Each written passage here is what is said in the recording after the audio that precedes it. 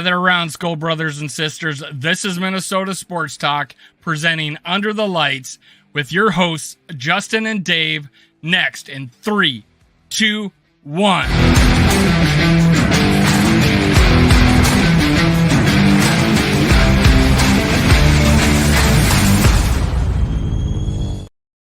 All right, gather around, SKOL brothers and sisters. This is Under the Lights, brought to you by Minnesota Sports Talk, and I have assembled the two biggest Trey Lance fanboys in the league. Justin, go ahead, declare your love for Trey Lance. You first, man. Well, I'm just kidding. Go ahead and introduce yourself. Par for the course. What's going on, everybody? No, I like Trey Lance. I'd be interested to see what he is, but I think biggest fanboy, that might be a slight exaggeration, but hey, what are we I tend to do that. I tend to exaggerate a lot, so let's go. And hey, I got Ted talks ball. Of course, he's probably named Ted, so Ted, go ahead. Tell him where we can find you, man, and tell us which team you support. Thanks. Yeah, it's hard to tell. I know, really difficult.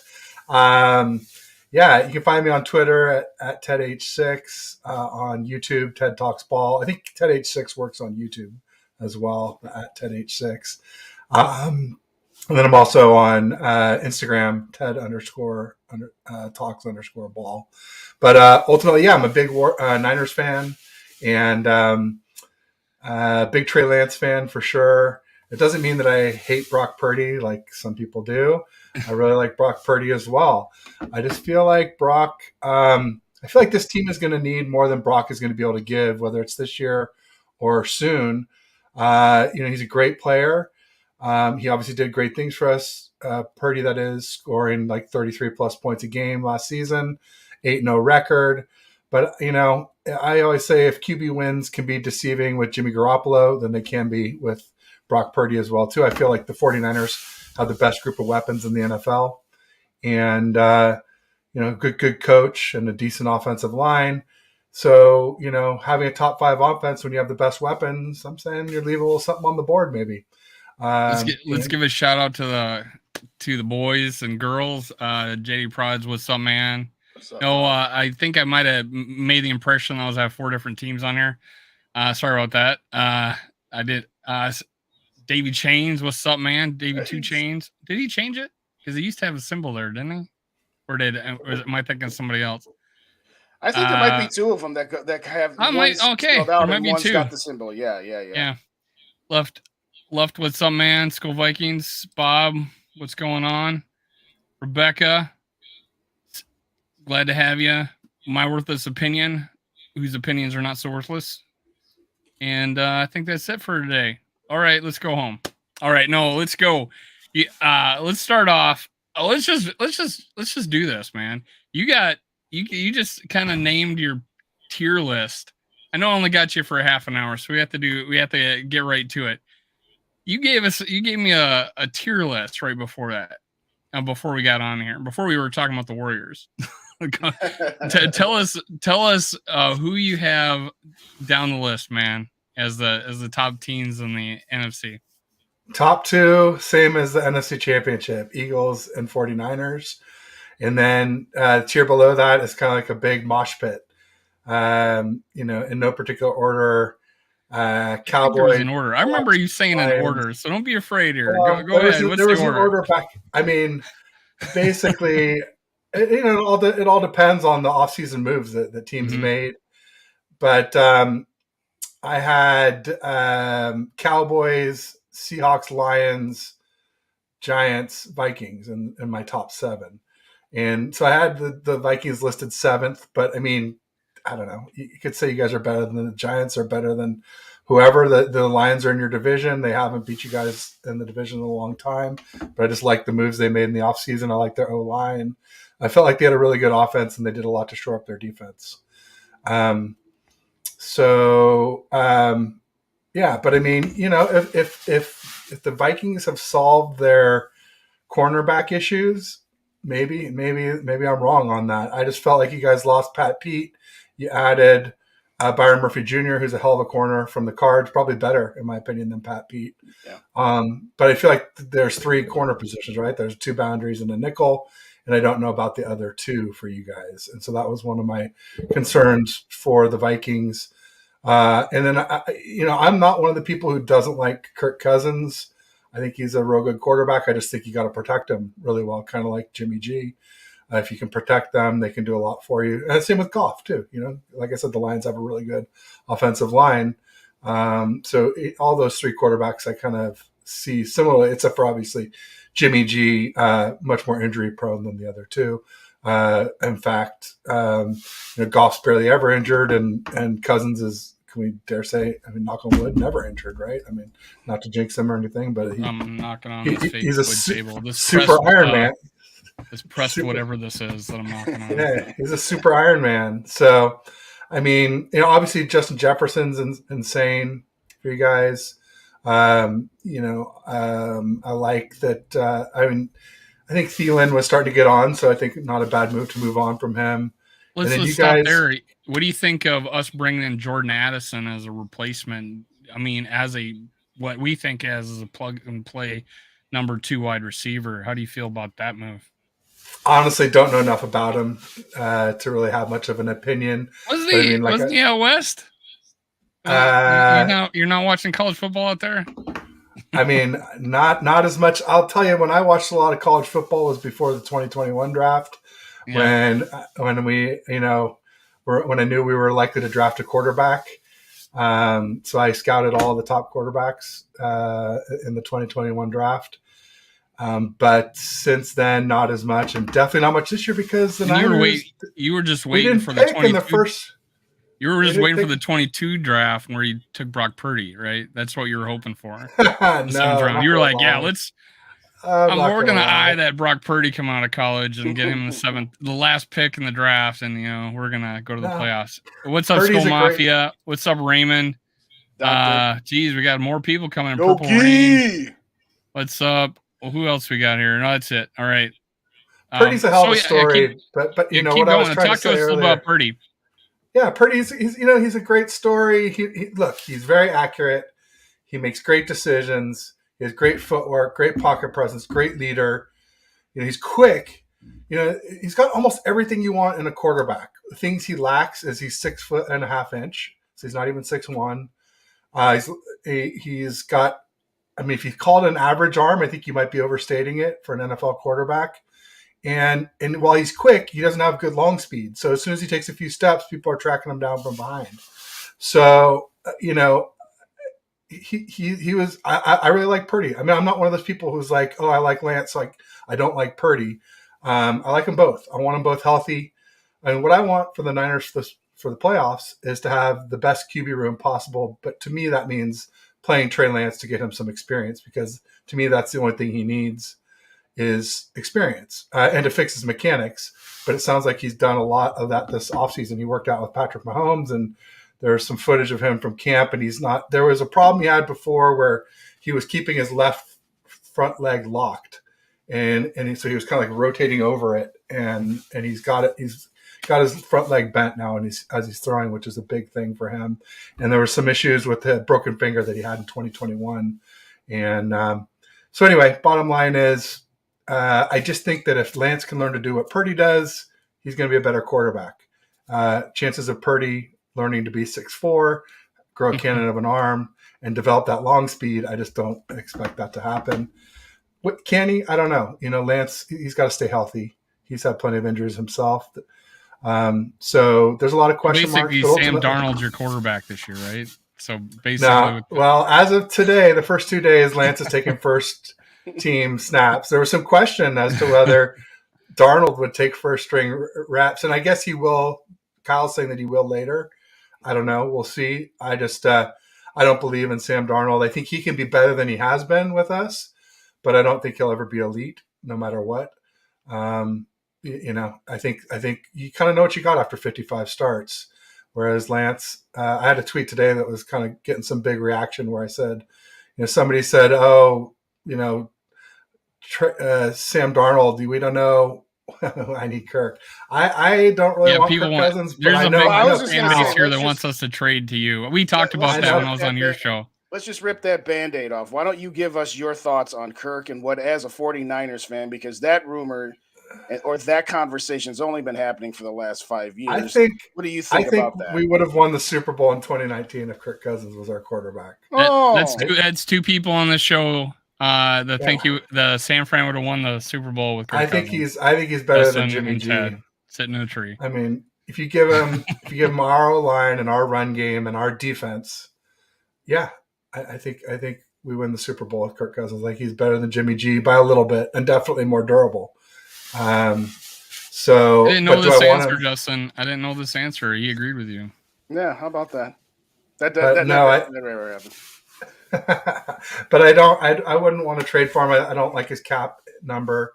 You know, our whole quarterback room right now with Darnold, Lance, and Purdy is $14 million in cap hit this season. So that's a big advantage the Niners have in roster building is we have a lot of cash to throw around, and we're going to need it to sign Bosa and Ayuk and some of the guys we got coming up.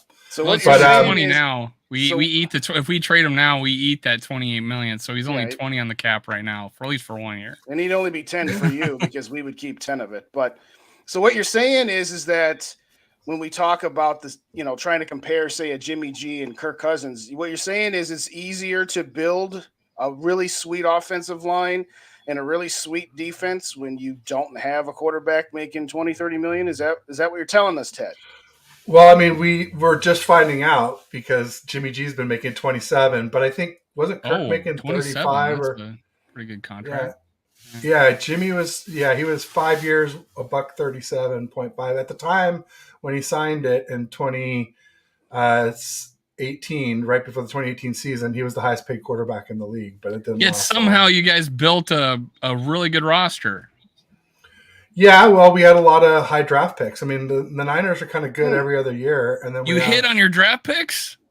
That would be unusual for us. Bosa, Debo, Fred Warner, and then we hit what we hit on. What really sets the Niners apart is the late round draft picks. Like, you got Kittle in the 5th, Dre Greenlaw in the 5th, DJ Jones, who's no longer a Niner but still a valuable player, 6th round pick. Talanoa Hufanga 5th. Diamador Lenore, starting corner now, 5th round draft pick.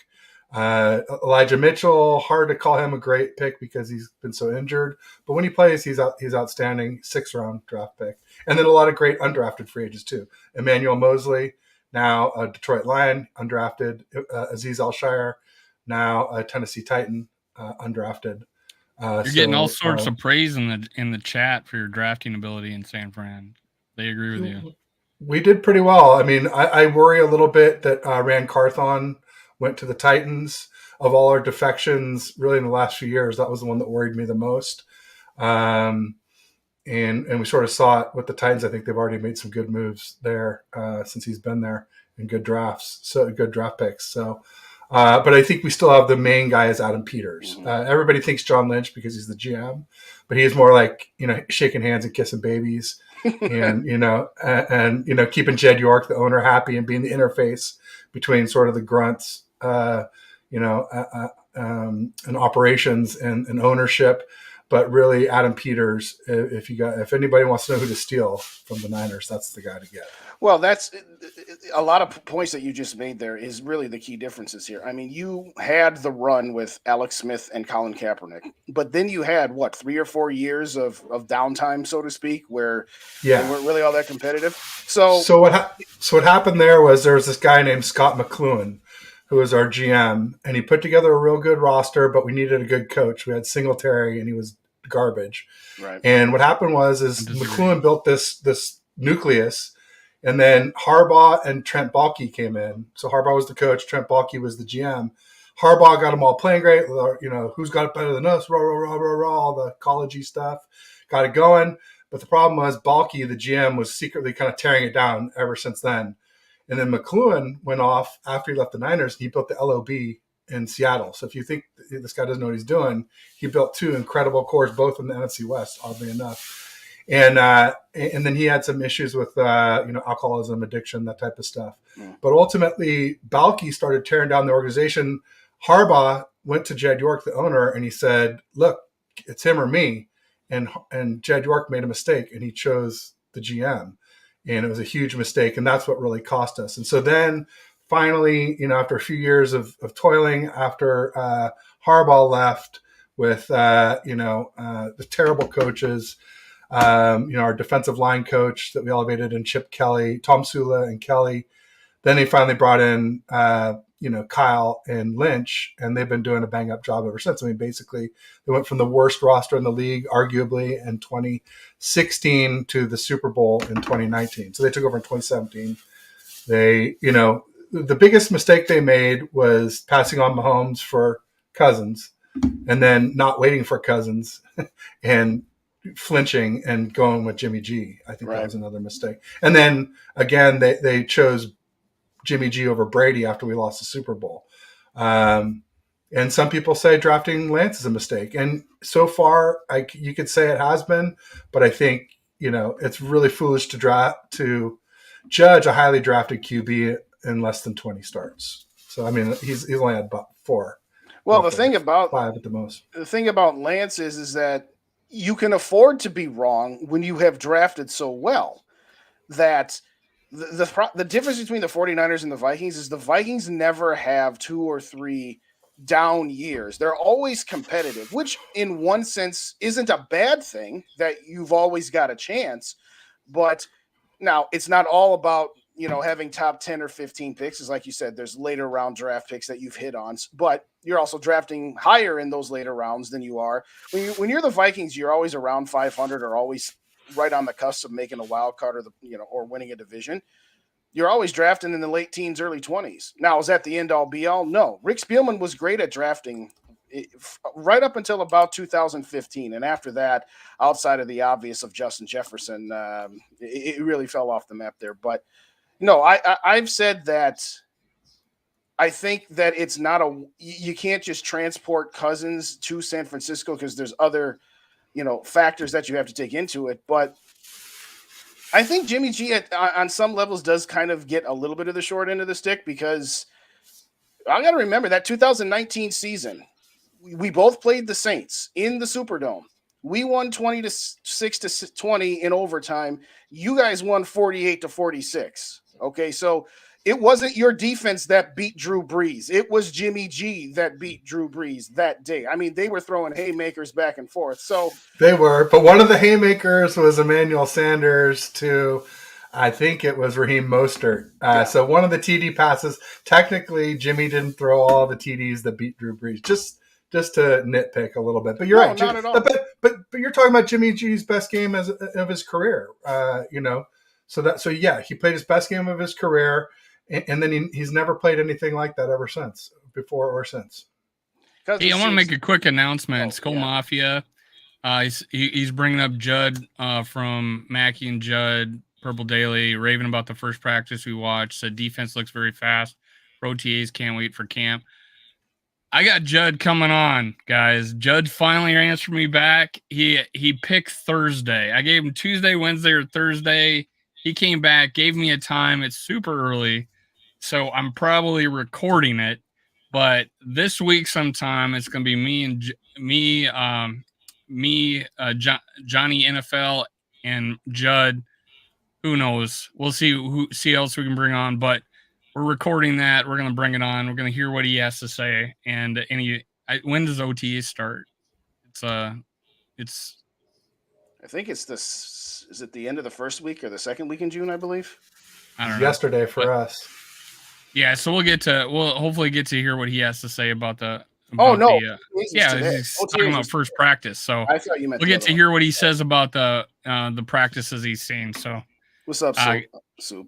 Sorry. Now, tell me, who do you think out of the NFC that you really got to worry about? I mean, if you think about it, the Cowboys and the Giants, the Eagles are all in the same division. You got us and the Lions in the same division. You got Seattle. So who are you most worried about facing going into to get through the playoffs? Who's that team you got to beat? I mean, we play the Eagles, and it's at the Link in Philly. So we got that in common. Yeah, so I'm not happy about that one. Well, we both won the division, so we're both playing the Eagles. Yeah, and then we play the Eagles or the Seahawks, I should say, on both sides of that. So Do you think they're improved? Absolutely, yeah. I mean, they got Devin Witherspoon, number one, not number one overall, but arguably the number one corner in the draft. And they got Jackson Smith and Jigba, who a lot of people think is the best wide receiver in the draft. Now, against us, that doesn't help stop the run. Neither of those guys help stop the run, and that's how we. Thanks, Spider Niner. Well, here's another. I mean, this is a backhanded comment. I'm definitely known for that. This one's a backhanded comment. He's not used to hearing intelligent takes from 49ers. No, man. I think there probably is a lot of good hardcore 49er fans out there. I think that's just a stereotype that I don't even heard that stereotype. So but a little backhanded. Any team that does well for an extended period of time, you're going to get bandwagon fans who don't know anything about the team, and they're probably the most annoying people that say the most disrespectful things to other teams because they don't remember what it was like to lose because they weren't there when you were losing. They were rooting for the other front runner at that time. So, what's it like in the stadium when you guys are playing like the Raiders or something like that? It's like lots of fights, gang warfare. Lots of fights. Yeah, I mean, I don't go to Raider games. I went to one over in Oakland before they left a few years back. They were playing the Bears, and I didn't wear Niner colors, and it was a scary place. I'll tell you. I mean, there were some of the biggest, drunkest people I've ever seen. Super aggressive, and I wasn't even wearing Niner colors. And somebody was like, "You look like a Niners fan," and I was like, "Ah." But the energy at Levi's has gotten a lot better. There was a lot of times where, we used to miss Candlestick, and I think most of us that experienced it still do. But Levi's is finally starting to get that kind of energy now. I mean, if you look at it, we've actually never lost a playoff game at Levi's. So it's really starting to get a little of that mystique that Candlestick used to have. The problem with Levi's is there's a sunny side of the stadium, and if you have games there in September when the sun's out, it's just like people just literally cook over there. So You'll notice that a lot of our games early in the season are either night games or away games to start the season. And just like this season, our first two games were on the road, and then I think we have a night game against the Giants for our home opener. So anyway, it's got a good energy now, I'll say, but it's not a great stadium. One of the problems with Levi's is that they built it for revenue. It's got this whole building of luxury suites on one side, but it really allows noise to escape. It's nothing like Seattle where they've got the two kind of bowls that face each other that just reverberate all the sound back and forth. But we did, because of those luxury suites, we did manage to land Super Bowl 60, which is exciting. At Levi's, we got 50. We're going to have 60. So it looks like maybe we're in the rotation of Super Bowl sites, which is cool. I mean, the one thing that you can't take away from Levi's is that we're, natural grass, and it's actually really, really good natural grass. Unlike this last Super Bowl, right? Yeah, no, exactly. Or the one where OBJ tore his ACL well, I was going to say SoFi, but I like to call it Levi's South. Because we own it. We have it's like 60-40 Niners fans for the Rams Suns games. So we got Dave L in the house, Spider Niner. I didn't give you a shout out, even though I've been quoting you here. Scolder Soup, what's up? And I think I didn't give out Drop Shot here. Oh man, sorry. There we go. CXGM is before the best in my opinion. Before the best, by far the best. I think it's by far, probably. John Schneider is a good GM. They obviously rocked last draft where they picked Tariq Woolen and Kenneth Walker Jr. And they did, I think, a pretty good job on their O-line. I think their O-line got tired towards the end of the year, but that happens with rookies. They're not used to the 17, 20 game schedule rather than the 10, 11 from college. And it looks like they did a good job this year. You never really know till we see them play. But they definitely missed a few. And look, the Seahawks have literally won one playoff game in the last 6 seasons. A lot of people remember Russ, and us Niner fans are pretty traumatized by Russ because he had a 17-4 record against us. But against the rest of the league, he wasn't that good. Like I said, they had their run with the LOB. They won a Super Bowl. They went and there was that famous Butler interception that helped the Patriots to win that one. And then since then, like they literally won one, or well, I guess it's a little after that, but one playoff game in the last 6 seasons. So they definitely missed on a lot. They missed on Rashad Penny, who now is an Eagle. They missed on LJ Collier, who was a top draft pick, defensive lineman. They had their share of misses. So yeah, recently it's starting to look better again. But like I said, they had that McLuhan was helping them, the same guy who helped Harbaugh and Balky look so great for us. And then John Schneider took over, and it's been a little dicey since then. So you had your. Oh, go ahead. I was going to say, SKOL Mafia brought up a little. We were talking about the draft picks, and we were both a little hard on our former GM. Yeah, he's had some good picks, but there was a lot of big misses in there, and they always seem to be in the first round. So it was, we got Cook in the second, we got Hunter in the third, right? No, I did say post 15. So yeah, okay. Yeah, so he's got JJ, Darrisaw, and O'Neal. I was going to say Darrisaw. There's Darrisaw, O'Neal. Well, I guess Cook was 2017. So yeah, he was in that too. So he's had good picks, and he's had some good late ones. But those first round picks, man, have been. There's like about that year we had 3 first round picks.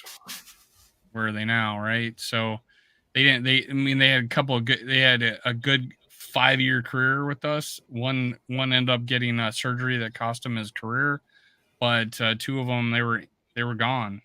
I guess Xavier Rhodes got a second contract. But how many years did he play? Well, 2014, and he played through 19, so that's 6 years, right? All right, so he had 1 year into his second contract, and then we had Anthony Barr, who struggled later, and many people didn't want to re-sign him. So those weren't like gigantic picks for us, but there were some picks that just didn't happen. First round cornerbacks that didn't work out for us, but he gave us Darrisaw and Justin Jefferson, and things are changing with the new GM. So hey, hopefully we hit on a lot of these picks. He hasn't had as many picks as Spielman, but hey, hopefully they're good ones. But yeah, it was good points, SKOL Mafia. So circling back, give us your list one more time. Now, I agree with your top 3. I believe that Philly, San Francisco, and Dallas are the top 3. But give us your 4 through 7 again, and then I'll give you mine. And I want to ask. Sure. Yeah, it was. I mean, I would say no particular order because, the Vikings were up there last year as one of the better record teams. I know you guys were in a lot of close games, and some people take away for that. I kind of think that's a good thing to win close games. Yeah, it was Seahawks, Lions, Giants, and Vikings. So after Philly, San Francisco, and Dallas, I've got a virtual tie with the Vikings in Seattle. After that, I go Detroit, and then the Giants, and then who cares after that because it's the NFC South. And it's I have no problems with that. Arizona, Rams, Packers, and Bears. Okay, all different, 6 different kinds of dog manure. But I actually think Seattle might give you something. And I'm going to say it like this: we won't go too deep into the weeds with Kirk Cousins because you're on limited time anyway, and the audience has heard it enough. But let's give some credit to Geno Smith here a little bit. He was in a terrible situation when he was with both of the New York Jet teams, and he finally got into where he was the definitive starter, had the best years of his career, and is going to be in the same system for the second year in a row, not counting the garbage that was the New York Jets. I agree. I like Jordan Addison, but I'll be honest, he was my number 2 behind Jackson Smith and Jigba, and that wide receiver trio is no joke. Now, you're right. They still got a lot of work to do on their run defense. So I absolutely grant you that there, but I got scolded by a fellow Vikings fan on Twitter. So how can you have Seattle equal to the Vikings? I'm like, well, we both lost in the wild card round last year. We both got pretty good wide receiver trios. defenses. Their defense is better than our defense, so I don't think it was outlandish to say that they're at the same level. I think Detroit's going to continue being a decent team like they were the second half of the year, but I'm not buying into this over the top hype that the Detroit Lions are getting. What are your thoughts on you mentioned Detroit a little bit earlier, but what are your thoughts on how much hype they're getting right now? I mean, I really like what they did on defense. They got, Emmanuel Mosley from us. He's coming off an ACL, so I don't know when he'll be back to 100%. But if it's by the playoffs and they make the playoffs, that could be huge for them. I like Cam Sutton, who they got from the Steelers. I like C.J. Gardner-Johnson, who they got from the Eagles. And there's a lot more that I'm missing, but those were their free agent acquisitions. And then I don't know. I didn't really care for their running back that they drafted so early. I liked the player. I just think, whatever they took him 12th or 14th overall, it seemed a little bit of a reach. And same with their off the ball linebacker that they took in the first round too. I think both of those, there was more value later in the draft for those positions. But, ultimately I think Goff is pretty underrated as a quarterback. Again, if you give him time, I think he can be pretty good. I don't know. Amon-Ra St. Brown has really come on. They got the guy from Alabama, Blake Jameson is his name. Yeah. Suspended 6 games, right? I mean, again, he'll be suspended for gambling, and apparently there's more suspensions coming too. But supposedly. Well, the last question I'll ask on the Lions is this: you got to see Jared Goff a little closer than we did, being that he was in your division both when he was with McVay and that sort of thing. Off the top of your head, just off the cuff, Jared Goff, Kirk Cousins, Dak Prescott. How would you – are you like me where you see all three of those guys as basically the same guys where if they're surrounded by enough talent, they could be good, but if you're expecting them to elevate you, or where would you rank those three quarterbacks? I'd throw Jimmy G and Derek Carr in there too. Sure. Yeah, Carr was another one I forgot. Thank you for reminding me. Yeah, no problem. I think they're all kind of tomato, potato. Like I said, I like Cousins a little bit better just because I feel like he has a little bit better deep ball than most of those guys. And the durability thing for me is a big thing. After Jimmy G, I just can't put Jimmy G in there because we call him Jimmy Glass, a lot of us out here. So, well, one of the points that people make, just like Justin made, is that Kirk Cousins is not a guy that can elevate his team. He's historically ever since he's been in Washington, since even Washington and the Vikings, he hasn't had an offensive line like ranked above like 25. And this past 3 years, it hasn't had a defense ranked above 25. So honestly, out of that group right there, there's one guy that did elevate his team to 13 wins out of,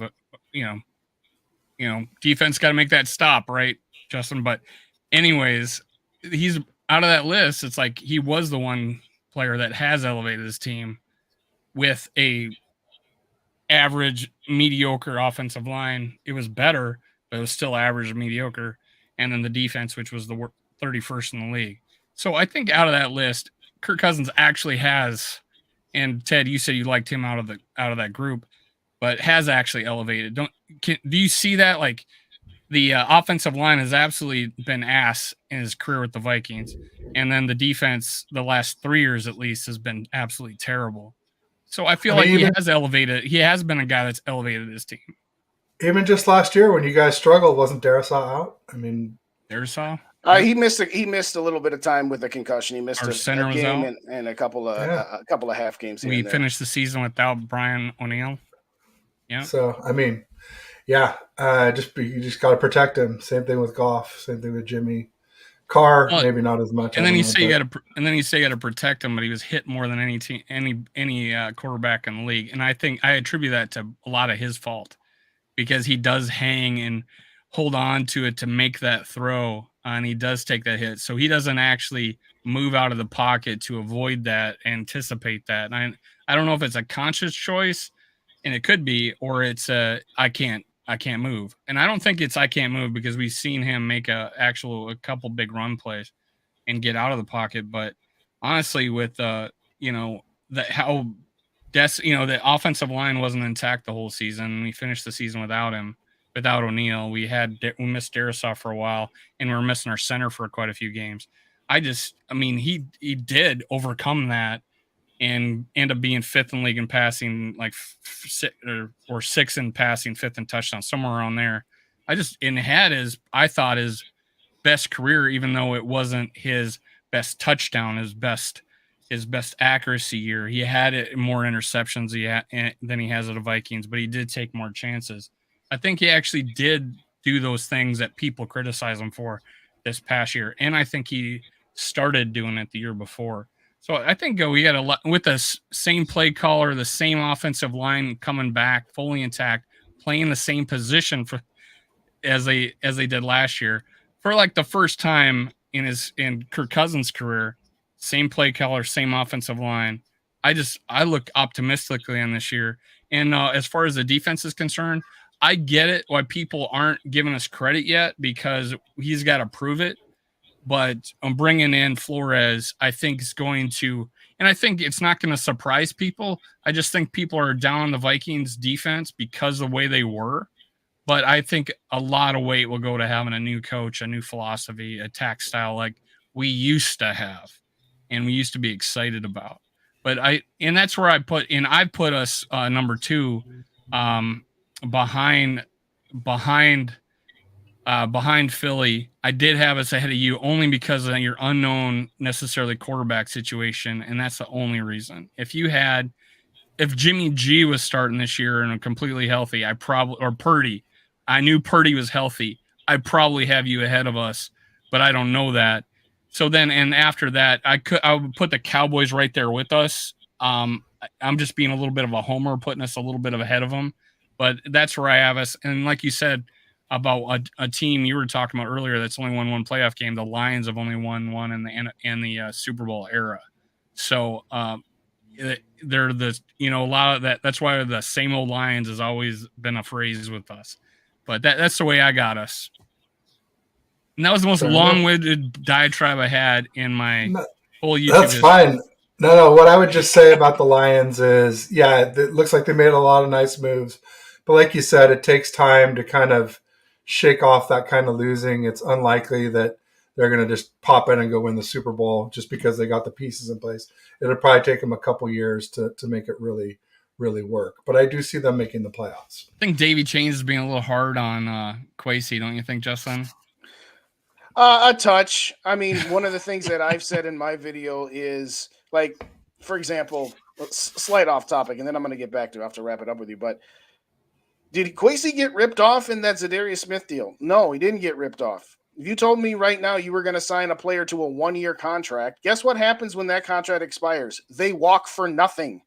They signed Zadarius Smith to a quote-unquote 3-year contract on paper, but it was a virtual 1-year deal. And the fact that you got something in return for him in and of itself, you weren't going to get a 3rd-round pick for Zadarius Smith, okay?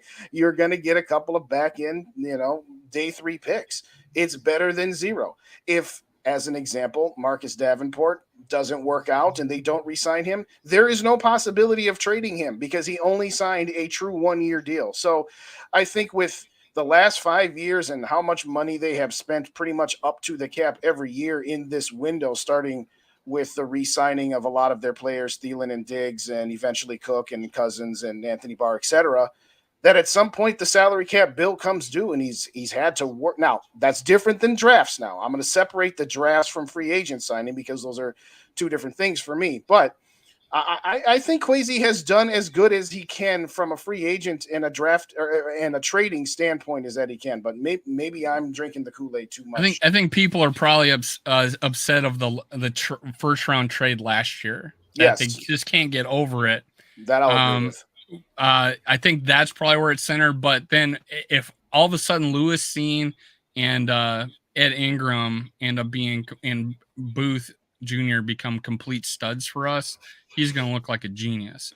And unfortunately, on 2 of those guys, health was an issue last year, but they were freak injuries. So real quick to wrap up my last comment to our guest here, but real quick, shout out McAndrews, shout out Rhino Vikings Uncensored. Wow, it wasn't freaking updating, man. I'm sorry, guys. It was stuck on Davy Chain's Niner comment. There you go. Appreciate it, guys. Thanks for sticking with us, Uncensored. So, Ted, I guess where I was going with the Jared Goff thing is I think that Jared Goff at times gets a little bit of the short end of the stick. I mean, he did get a team to a Super Bowl last I checked, and everybody wants to say, well, that was Sean McVay and the team around him. Okay, so we're going to penalize it. We're going to penalize a guy for taking full advantage of an opportunity that he was given when other people are also put in good circumstances and don't take full advantage is beyond me. But he had kind of prime Todd Gurley back then, and as soon as Gurley left, he kind of fell apart. It was just funny that when McVay could talk in his ear and tell him what was going on, things were fine. And as soon as teams figured that out, there's that 15 seconds from when the coach can't talk anymore till the play clock runs out. And then all of a sudden defenses are doing all these shifts after the blackout period, and Goff just couldn't figure it out. So, I mean, I do like him. I do think he gets a little bit of a bad – I mean, look, he was number 1 overall, right, coming out, wasn't he? Right, that's true, too. Right. So there's a reason for that. You can look at his highlight game, like I talk about Jimmy G in New Orleans. I'd put Goff's highlight game where he beat Patrick Mahomes in that shootout in Kansas City. I thought that was, it was like 50 whatever to 50 whatever. I think it was the first time two teams had ever scored over 50 in a game together. So, there's some things to like about Goff. He can throw a nice deep ball. He just, I don't know, if you get him flustered, if you get him pressured, he's going to make a lot of mistakes. That's all I can tell you. And so he's in the right place with the Lions, where they have arguably one of the best offensive lines in football, maybe after – I'd put the Eagles number 1 and maybe Lions number 2. I'm not sure. But, I mean, I would definitely put the Eagles number 1. Now, you only gave us 30 minutes, and you said you'd go over if it was good, and it was good, obviously, so you stayed over it. Is it time for you to go, man, or? Ideally, yeah. I mean, my childcare likes to take off a few minutes ago, so. By all means, we don't want to hold you anymore, thank you so man. much, man. We'll do this. Hey, well, thanks for having me on. Let's do it again. Obviously before we play. Yeah. But anytime you guys want, or I can have you guys onto my channel next or whatever. But let's, as soon as there's some more updates, me and Justin got independent shows. He's Purple and Gold for Days, so you can get him. You can get me. He's on Twitter too, so you can really reach out. Let's do that. And I love to collaborate, and we'll do it again soon. We'll definitely do it the week before the game we play each other. And if by some miracle happens that Kirk for trade, Lance trade happens, I'm guessing we can do another super show. I think that would be a real good reason. These guys are still holding out hope, man. They're still holding out hope to get rid of Kirk. Hey, I'm just trying to get Shanahan a Super Bowl. He's done such a great job with that team, Lance grew up a big Minnesota fan. Like, he wanted to go to University of Minnesota. He's a Vikings fan growing up, so – there's it makes sense, Ted, doesn't it? It makes Kyle loves Cousins. Most of the Niner fans don't, but I mean, I wouldn't be against it as most of them would. But ultimately, I want Lance. I want to see what we got in him. I think trading him away before we know what we got, it could be the thing that Kyle never lives down. That's why I thought it wouldn't happen. You guys needed him because you're pretty hurt. You don't. Well, Arnold, there was a pretty update today that he's supposed to start throwing next week, which is 11 weeks from surgery, which is a week early. They were saying 12 weeks, and now it's 11. So supposedly he's ahead of schedule. I don't know. We'll see. I don't think anything means anything until he actually starts throwing a football. No, it's still subterfuge season. We all know that. Yeah. Kyle loves his misdirection, whether it's play calling or his communications. He thinks he can outsmart everybody, even though sometimes it's brutally honest what's going on. Well, thank you so much for joining us, and thank you for all the Niner fans that came in and hung out here with us tonight. Spider Niner was one, and I'm guessing Steve-O, Supremo, definitely, absolutely. Right. We haven't seen this one, so I'm pretty sure that one was. And if you're Viking fans, you want to listen to a 49er fan that knows his team, go over to TED Talks Ball and subscribe, man. Thanks, guys. I really appreciate it. And Justin, I'll look you up, or I'll get Dave to hook me up with your details. I will. Thanks, guys. I'll send you a note. Thanks, man. See you, man. It's been a pleasure. Cheers. I think Rhino made a good point here. Seen got hurt early. Williams, one catch, and honestly was blown coverage. He didn't look amazing in that catch. All he had to do was slow down and basket catch it and run into the end zone. So he didn't impress anybody this past year, right? No, And I mean, and Lewis Seen had a freak injury and looks like he's going to be healthy. So this may work out. Who may work out for both teams? Who knows? well, where I was going with, I didn't want to go too far down the rabbit hole with our guest, but okay. And this is the same thing I've always said. It's not just about Kirk's contract, ladies and gentlemen. It's about giving a second contract to Dalvin Cook, giving a second contract to linebackers, with all due respect, Anthony Barr, and to a certain extent, Eric Kendricks. Guess what? After 2017, you had to give money to Thielen and Diggs and all those guys that I just mentioned. So they've been making these moves with this window in mind where, no, we're not going to take a step back. We think we've got this team. Obviously, you can't change history. We've had that discussion, Dave, but 2020, what they do, they restructured deals and did extensions and void years and kicked the can down the road. If you thought Kwesi was going to be able to fix this salary cap mess in 2 off seasons, I got another thing for you. It took 5 years to get this salary cap debt to be as high as it is.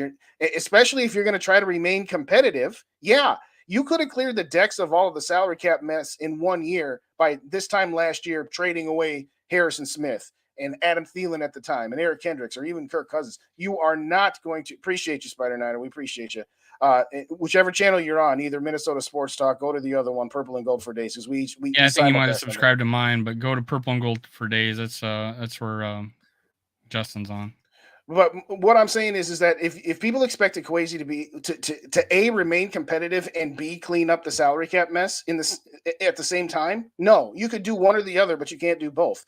And they've decided to remain competitive and slowly pay off their salary cap credit card debt. And yeah, you got rid of a whole lot of money by dead moneying all of Thielen's money this year so that you didn't have any carryover into next year. Same thing with Zadarius Smith. Dalvin Cook, he's going to get some carryover, but it's only going to be $3.1 million. But yeah, it's going to take 2 or 3 years to clean up this mess. So people need to give Kwesi a little bit of a break. Yes, you traded back and you didn't get enough in that trade in the first round last year. We acknowledge that. But sans that, he's done the best job that he can with the constraints he's had, in my opinion. I don't know. Yeah, Rhino makes a good point. Spielman had to clean up a mess of Spielman. Spielman was worried about his job and was making rash decisions and was not communicating, and honestly, by the end, wasn't communicating with Zimmer. They had a nice little marriage going in because he was listening to his coach and who he wanted.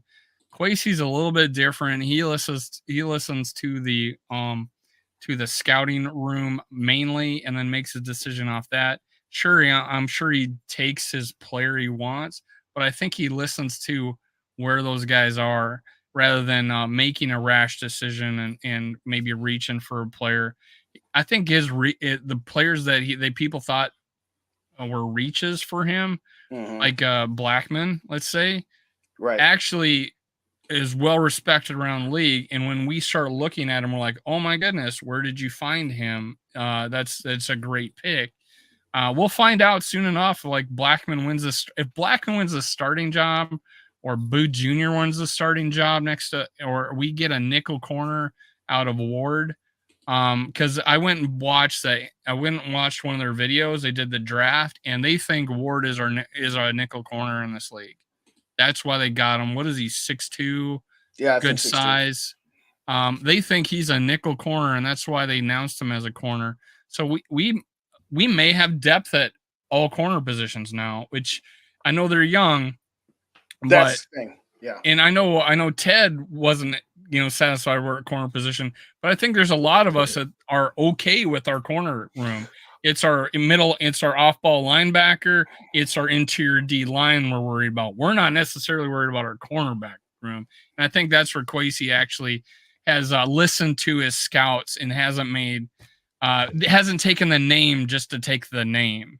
If you get what I'm saying. No, I totally get what you're saying. I would probably like what happened to Kellen Mond. That's a whole nother show there, Spider Niner. But I would like one more veteran cornerback. I'd like one more. Not to go the whole Mike Zimmer bit. You can always use one more, but it fits in this instance because, I wanted Rocky Ya-Sin as an example. But why I want one is, okay, Byron Murphy's going to be starting quarterback. Well, who's your second? It doesn't matter what the answer is. The answer is going to be it's a question mark. Whether that question mark is because they're a rookie in Ward or Mekhi Blackman, or whether you're talking about guys like Caleb Evans, who I like. I really do like Evans a lot.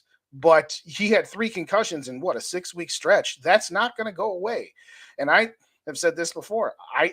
My expectation for Andrew Booth Jr. is that I expect nothing from him. So either A, I'm right and he gives us nothing and I'm not disappointed, or I am pleasantly surprised. And it's nothing against the guy personally. It's just he's got a litany, a rap sheet of injury concerns that. Okay, Lewis Seen. We've talked about him a little bit here, and he looks great in these videos, and everybody's talking about how great Lewis Seen. That's awesome. I hope that is the case, but that's a whole lot of question marks outside of Byron Murphy Jr. and Harrison Smith in the secondary. I would like one more. I mean, I made mention of Marcus Peters, and I think Rap did too on his most recent video, and I get it. Peters, had an ACL 2 seasons ago, and some people think that he might not be the best locker room guy. I would take my chance on one more veteran cornerback so that we don't have to start a rookie or a second-year player week 1. One of the thing I tend to agree with you on that. The only caveat to that is I think we got a starter in there somewhere, and I have no doubt one of these 3 guys, Blackman, Evans, or Booth Jr., is a starting quarterback in the league in a good one. One of these, I think they're all good corners. I just think, but just the odds of it happening to where you get a stud is you're not going to get 3 studs. So I think there's a stud in there somewhere out of those 3. And I want to find out. I don't want to put a mediocre, over the hill or 30-year-old cornerback in there and hurt the development of one of these guys. I think having Murphy helps, but he's young. And that way we put a guy when we find out, hey, one of you guys got to win this job and competition. It's not like we have 3 shitty we have 3 just 7th round picks fighting it out for a first. Oh, spot. True. We got there's talent there, and our iron sharpens iron and shit like that, and all those slogans. That is a cornerback room, I think, with some serious personalities that are going to go after it. Blackman, man, he's not going to shy down and be shy about it. And Booth Jr. certainly isn't. We know what happened to him and him fighting with receivers last season in camp. I just think we got it there. But Rhino makes a good point about I'm still worried about the defensive line. Oh, gosh. I mean, that's the biggest – as far as I'm concerned – well, it's the same thing we've always said. Interior on the offensive line and interior on the defensive line are still the 2 biggest areas of need on this team. I don't know if you saw my I don't think I can't remember if I've talked to you about it, but, for whatever reason, the Jets haven't re-signed Quinnen Williams yet, and they don't appear to be close. And I know that would cost a lot, but I'll take Quinnen Williams on this team, and I'll give up the draft picks necessary to do it. And I know that also means that would potentially hurt the possibility of taking a quarterback in next year's draft. What's up, Sarah? How you doing? Good to see you. Sarah, I heard you were looking for me. Rap says you were looking for the Kirk Stan, the number 1 Kirk Stan. Is this about your t-shirt? Are you sending me a t-shirt yet? But hey, it's a Minnesota, was it MN Sports Talk at gmail.com, or just comment on the video. I'll reply back to you with it. I'll actually do it now. Oh, yeah. Quinnen Williams, I'd take him. I know he's better suited for the 4-3 than 3-4, but he'd be better than anything we got. And I'd be willing to at least have some conversations about bringing that guy in, because we need some help on the interiors of both of our lines, but defensive especially. I mean, all due respect to Lowry. Are you frozen? No, you just hadn't moved. Okay. Emailing. All right, cool.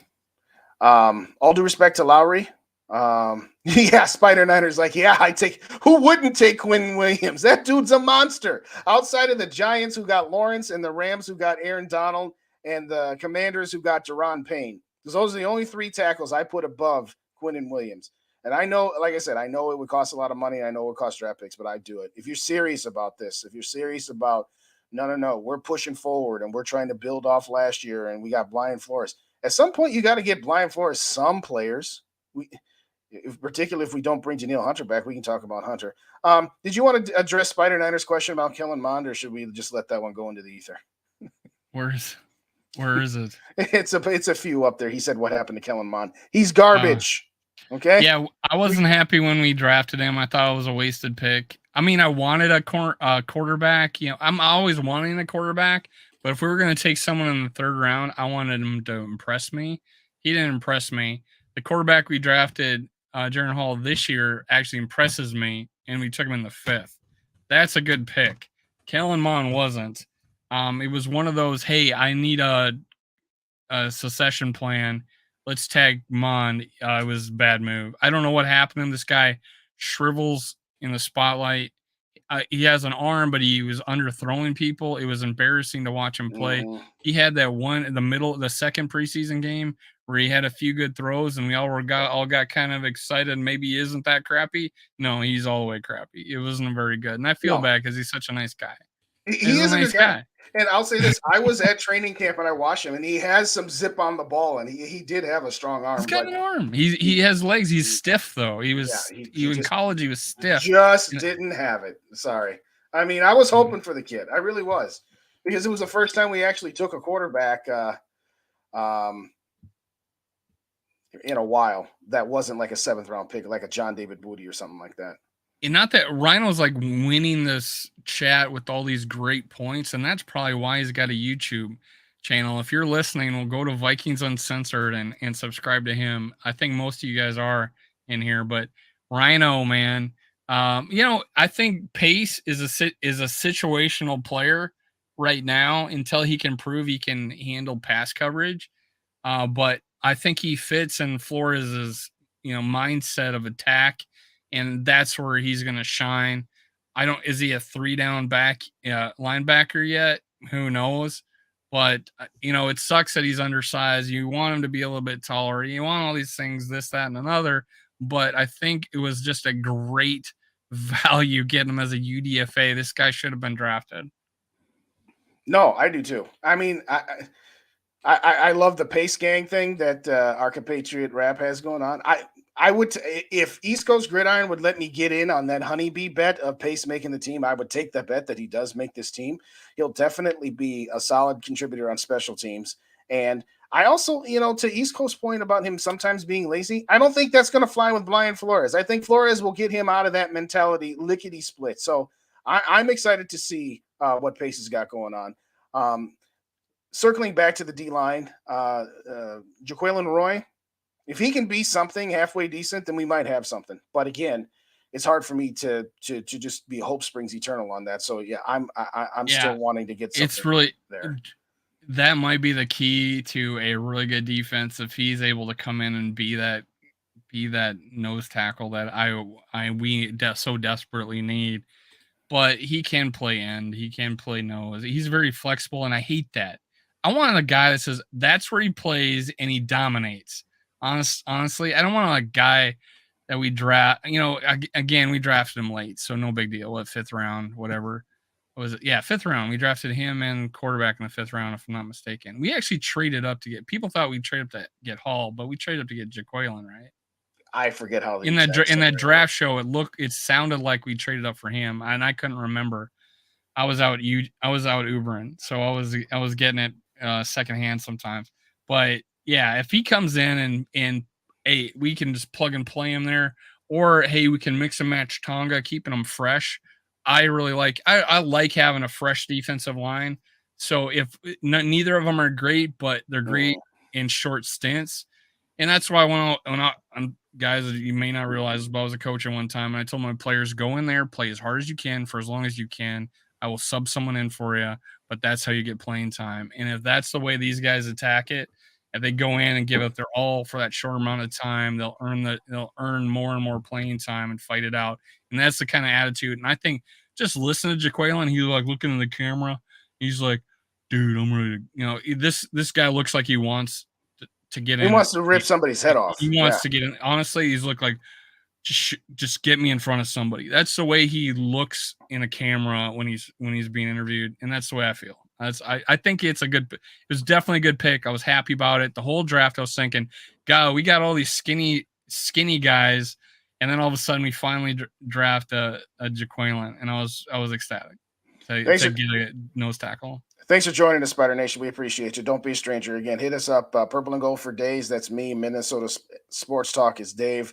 Anytime you guys want to come in our chats, and talk, we appreciate you. And we look forward to doing this with Ted again, one way or the other, whether it's during the off season or definitely the week we play each other there. But Dan Hanneman makes a good point here. Yeah, I was just gonna say. Yeah, Flores went to Steelers and they turned that defense, like jumped up like 10 spots, and he coached the linebackers. So it could have been a lot to do with that. No one expected Steelers to be worth anything. Sure enough, they again have a winning season, right? That they do. Go back up to Davey Chains about the Greg Joseph question here. I'd like to know how many Greg Joseph kicks go AWR and OTAs and nearly wipe out members.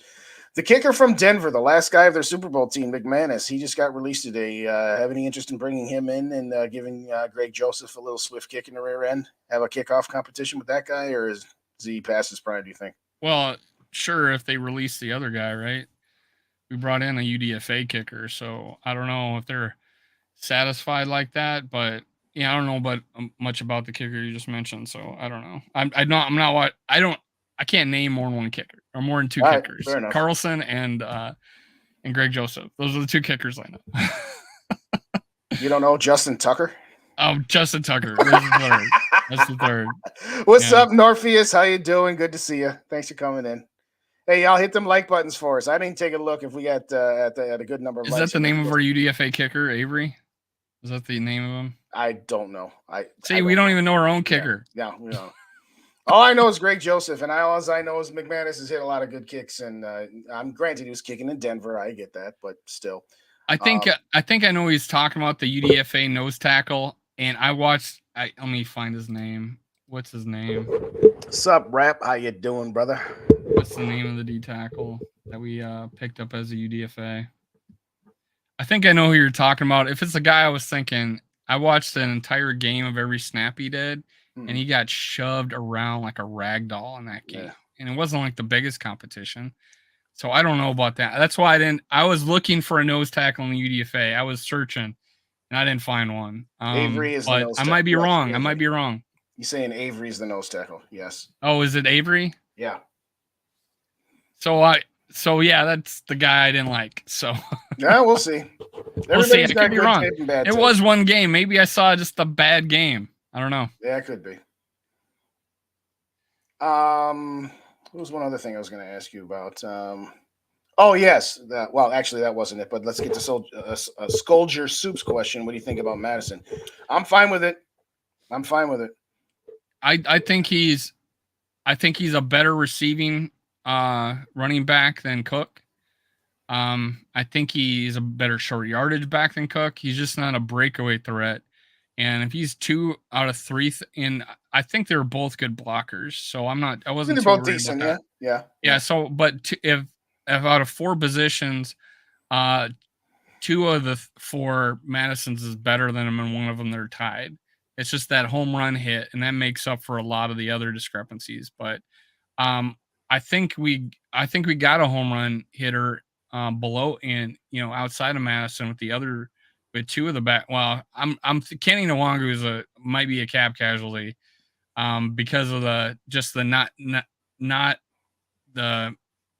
kick returners aren't needed anymore. It seems. I think more that's the only thing you really want him for right now. Mm-hmm. I'll say this about Alexander Madison. I'm fine with it, and I'm fine by going with the committee approach. I know that Rap's about to pull his hair out now that we're talking about getting rid of Dalvin Cook. Cook to me is a baseball player. Cook to me is a baseball player that has 4 at-bats a game and hits a home run every game. But he also strikes out all 3 of the other times. 1 yard, 0 yards, 0 yards, 15 yards. Okay, that's 4 carries for 16 yards and an average of 4. Okay, but you had 3 plays that went nowhere and 1 play that went really, really well. The home runs are great. The Miami game, the Buffalo game, the Indianapolis game. We all know about that. All right, take those 3 games away. We would still been 10-7. We would still won a division, and we would have still been losing to the Giants at home. So it doesn't move the needle. Yes, if you had all of these other areas we've talked about tonight, if you had your defensive line shored up, and you had your offensive line shored up, and you had your secondary ready to go, and you could afford to keep a home run hitter like Dalvin Cook, sure. But we don't have all of those other things. So I'm sorry, but his production, yards over expected was a negative number, which means he wasn't even getting what the offensive line was blocking for him. And our offensive line has been a good run blocking line, ladies and gentlemen. It has. I get much out of it. I do think repairing the shoulder is going to go a long way, and he's going to be really good. I think he's going to be good this year. Just the money thing, right? Yeah, it's just we could take that money. We got such a deep running back room that we're not worried about losing Cook, and that's crazy. And that's good problem to have. I would not be opposed to having Cook, and yes, I do think Madison. Never seen him fall down on his ass with the ball, hitting him in the numbers and at the goal line. I haven't seen that. So against Buffalo, but there's some issue. Sometimes he just wasn't getting the ball. And there was a reason it seems like they weren't throwing him. We were like, why aren't we throwing it to him? Well, they went away from that. They practiced it in the preseason. They went away for some reason. And so it makes me think that Madison could, and I've not seen him where I'm like, oh my God, I can't believe he dropped that. But he just hasn't had the opportunities yet. Mm-hmm. I feel like he's a better receiving, and not by much, but enough to where he's not falling on his ass looking silly at the goal line. And but Cook, was used improperly. So if we're going to use something, like I've said before, and Justin, you've repeated it sometimes, if we're going to misuse a guy like that, you misuse someone so much cheaper. Yes, exactly. and to SKOL for Life's point, we're going to be a pass happy team. This is a pass happy league. You don't have the rooms for Adrian Petersons and Emmitt Smiths anymore that are, going to get 25, 30 carries a game. It's just not the most efficient way to do it. It's not about Dalvin, and it's not about him personally. It's just, I give him credit for that catch, but I also got to give him credit for falling on his butt a few times. So I'm not saying he's an average pass catching running back. Yeah, we're not saying he's bad. He's an average pass catching running back. I think Madison's probably better than him. I'm just going to say. I mean, even if you say it like this, I believe his dad. Well, that too. I believe his dad over you. You're a little biased.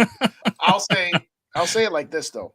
Let's say you still give Dalvin Cook pass catching, and let's say you give equal pass protection, and let's say you give Dalvin Cook. The point is this: even if you gave Dalvin Cook all 4 categories, which I'm not, but let's just say you did, the amount of difference between Madison and Cook is not worth $9 to $11 million. That's the point. Nobody's saying third down over the middle. You ever see Madison do what? Oh, the pass over the middle against the Steelers. He's reenacting every awesome catch that Cook has had. Well, it's no different than reenacting the. Gotta catch the easy ones too, though. Catch the easy ones too. No, I'm not gonna say I'm saying he's made up for what I felt like he's less than Madison by having that home run hitting ability that Madison does not have. But I don't think. But Madison's harder to bring down, man. You said yourself, Rap. You said yourself that you said Dalvin Cook was making decisions about money when he was running. So hey, I don't know. I've never seen Madison make decisions.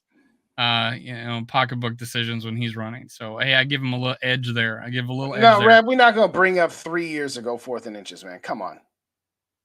That was how many years ago? He was 20 years old when that happened. I mean, yeah. Come on, buddy. Come on, dog. Come on.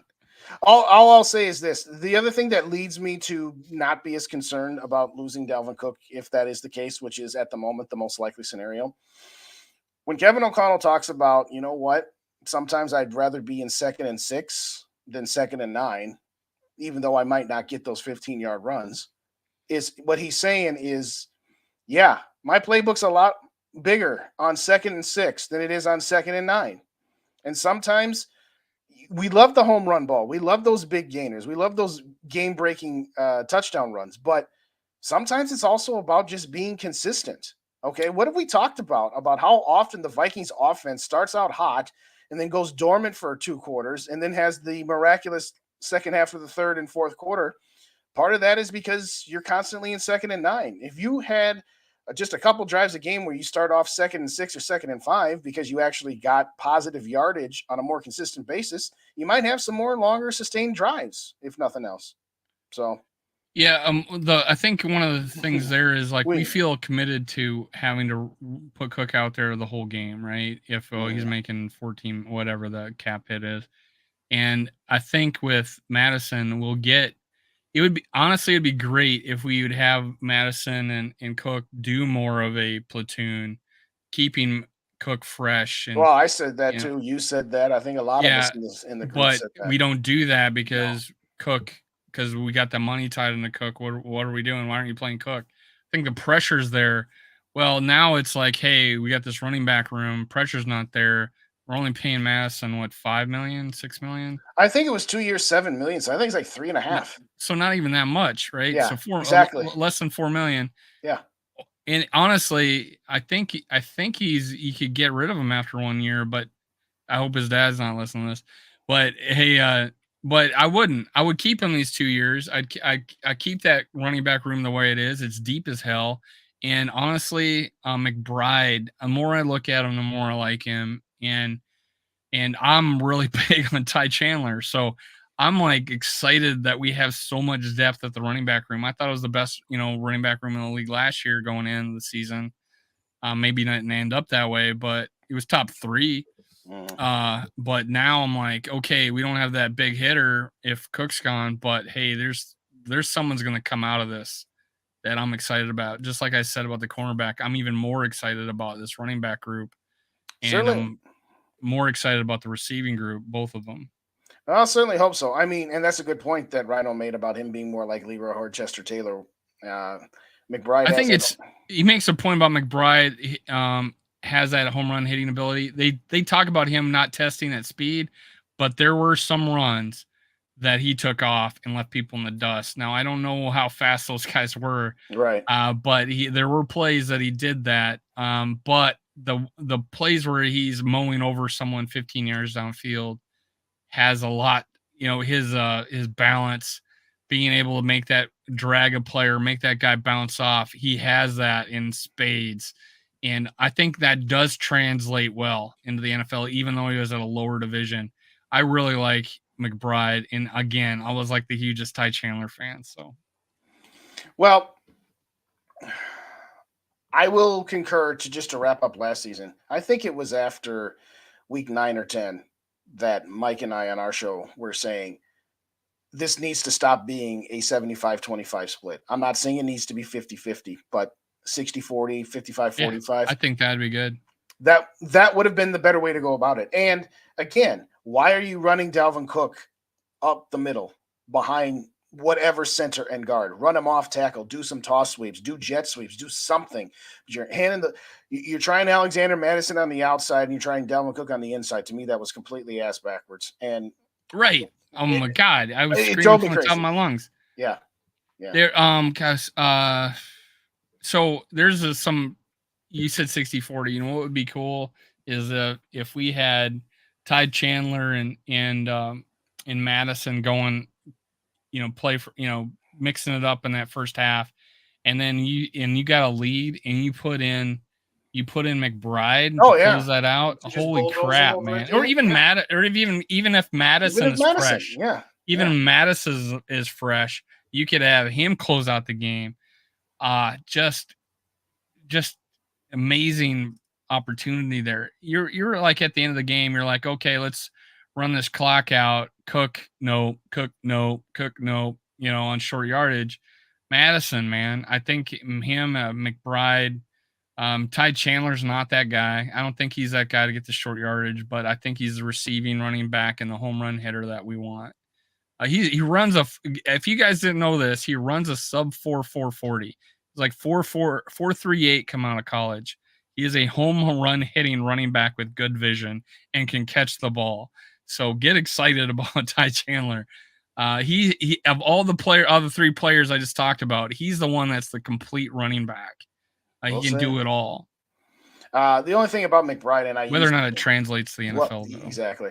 It was Ted from Drew and Ted's line of he's got the spin moves of the spin doctor. He does. He's got moves, man, and he's got the hands of Adrian Peterson. Hey, what's up, Blowfish? Blowfish has got it right in there. I think you said that. Did you repeat that from somebody then? Yeah, I'm pretty sure it was I think it was Ted Glover who coined the line originally, where he's got the spin doctor moves and the Adrian hands. But Well, the thing there is he's only had 10 targets his entire college career. you don't know, he had fumbling issues too, didn't he? Well, they said 5 fumbles last year. Yeah. He had 5 fumbles in an entire season. I don't know if Cook's ever had that many, No, but Adrian Peterson sure has. Oh, Cook. So you know what? Cook fumbled a lot more than people recognize, by the way. he had. I think it had a lot to do with the shoulder. And that butt fumble against the Lions almost cost us. But McBride does have, out of the guys that we just mentioned, I think McBride probably has the better, the better, I want to say in the trenches, not in the trenches, but that inside running, the shiftiness, the vision, the quick lateral move. It's almost like and I did mention this, and not to say he's like, God damn it, running back for the Lions, Barry Sanders. He's not as good as Barry Sanders, but he has that low center of gravity. Right.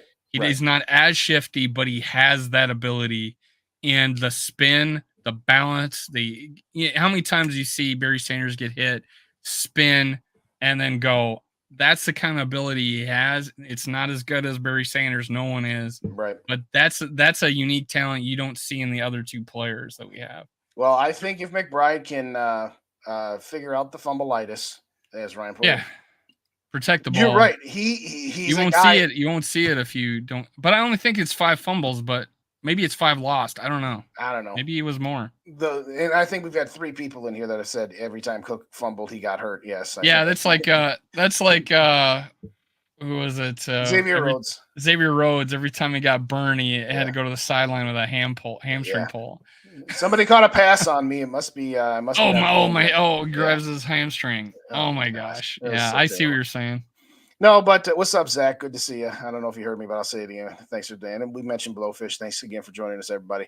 I like your idea though. If you're up by 10 and you can just, without the fumbleitis, give McBride, because again, he had I feel equally 4.5 yards after contact. I mean, if you do that with right there, yeah. So yeah, he has the potential. Madison has it already, right? I feel like Madison has that already. You just give him more carries. Possibly. And that was the thing. Like he didn't want to go to University of Washington. His dad said he went to Boise State because they ran the ball.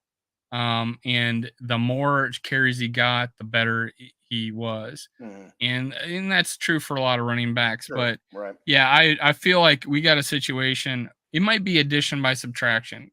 We might not be so heavily reliant on Cook that we actually become a better football team, because we're not solely focused on, hey, he's going to hit one. Let's just keep giving it to him. Right. Oh my God, why are we running it between the guards with him? Why are we making this mistake when we could be, okay, Madison here. Oh, let's bring Ty Chandler in. I think we might be making better football decisions on the field rather than relying on that big hitter. And it worked a couple of times, man. It worked in Miami. We finally hit one, but he had 20 yards the entire game until that one. Yes. It's like, that's kind of my point. I'm not blaming him. I blame that our offensive running scheme, or our play calling running scheme, whatever you want to call it, it wasn't happening. He made it look better by every once in a while hitting a big one. That in Buffalo, and then in the reception in Indianapolis, all those things. We had a big hitter, but it was almost like we were relying on him too much to eventually hit one, where someone mentioned it. I want to go dormant for 2.5 quarters. Yeah. Yeah, Blowfish, that's a good point too. And in some of the discussions that I heard over the weekend with the passing of Jim Brown, is that Jim Brown, had kind of said, hey, don't fight for 6 inches because you could get hurt or you could end up getting fumbled. But it's a mindset thing. You can't get that out of guys' heads sometimes. But hopefully, again, where this guy played and the opportunities he was or wasn't afforded, I'll give him the benefit of the doubt. But he needs to do, what was the name of that movie, The Program, where the guy was fumbling and the coach said, you're going to carry this ball around, and if anybody brings it back to me, you're cut or something? They need to do that with McBride there. There you go.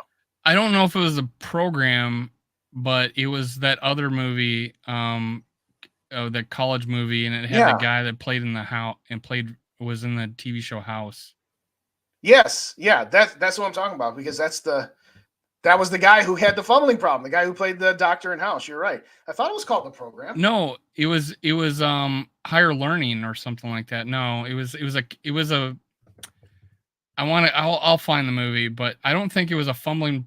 You know, the line, it was because the big back came in the program, and he took over the job from the tailback, and they made him a fullback. Yeah, It- I thought that and was it was because it wasn't because of a fumbling problem though.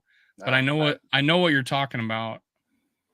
It made the player hold the ball everywhere he went. Yes. Was that in the program? Yeah, that was the program because the guy's All name's right, Omar you're Hack. right. Yeah. So it was the young guy coming in the program. They made him carry the ball all around campus. Yeah, you're right. So it was the rookie, and they knocked out his hand in practice. But it was the young new guy with the fumbling problem. You're right.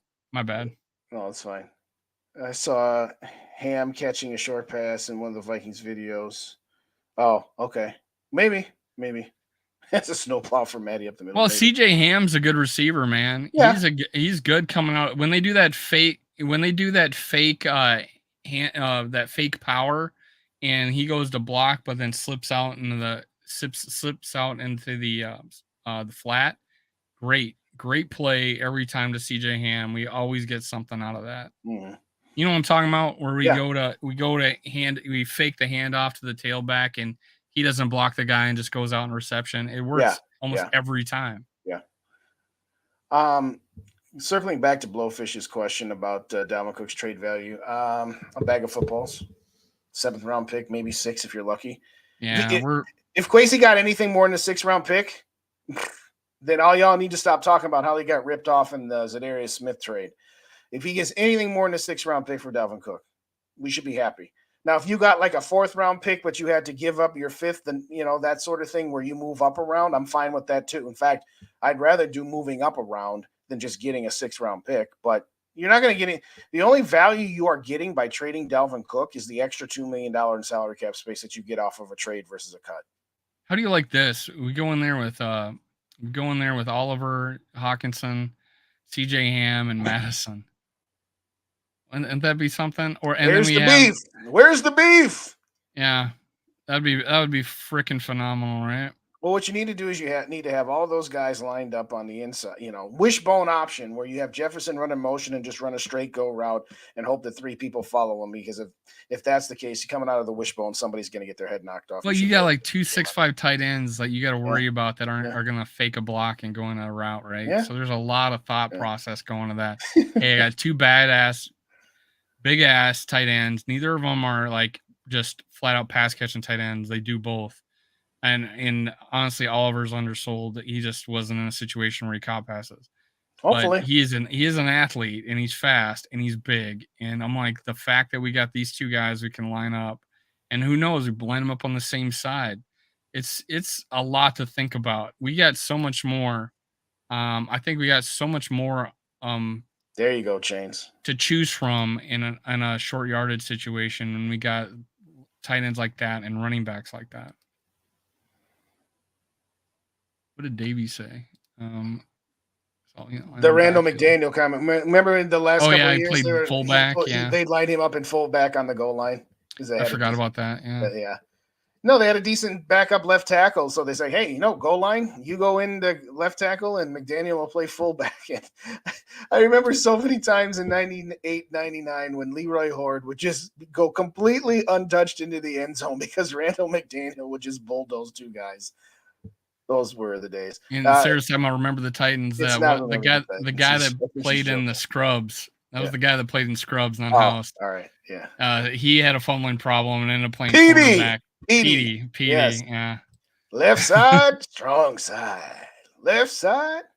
Anyway, Perry. The worst thing, and honestly, Ditka regretted it, that the 85 Bears, he did not give Walter Payton a touchdown, and he gave the refrigerator Perry one. Yeah, and I was pissed too, and I'm just a kid, and I was like, we hate the Bears. You gonna screw Walter Payton like that? Oh my god! I'm like, and that's coming from Viking fans, right? I'm like, this is Walter Payton, and I think he's the greatest running back ever. It's between him and Barry Sanders, but it's hard for me to decide, but I'll give the edge honestly to Barry Sanders.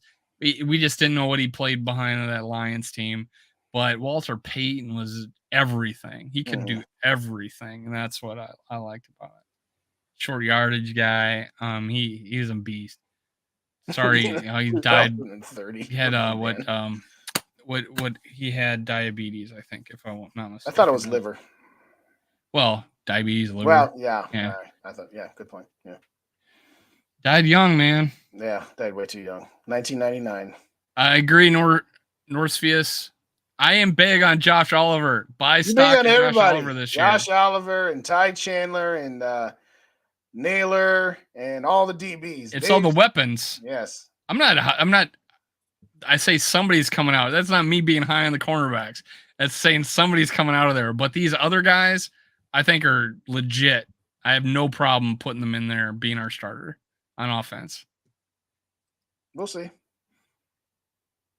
SKOL for Life says Jim Brown. I mean, he's in there too. But he was just a beast. He was just a man amongst boys.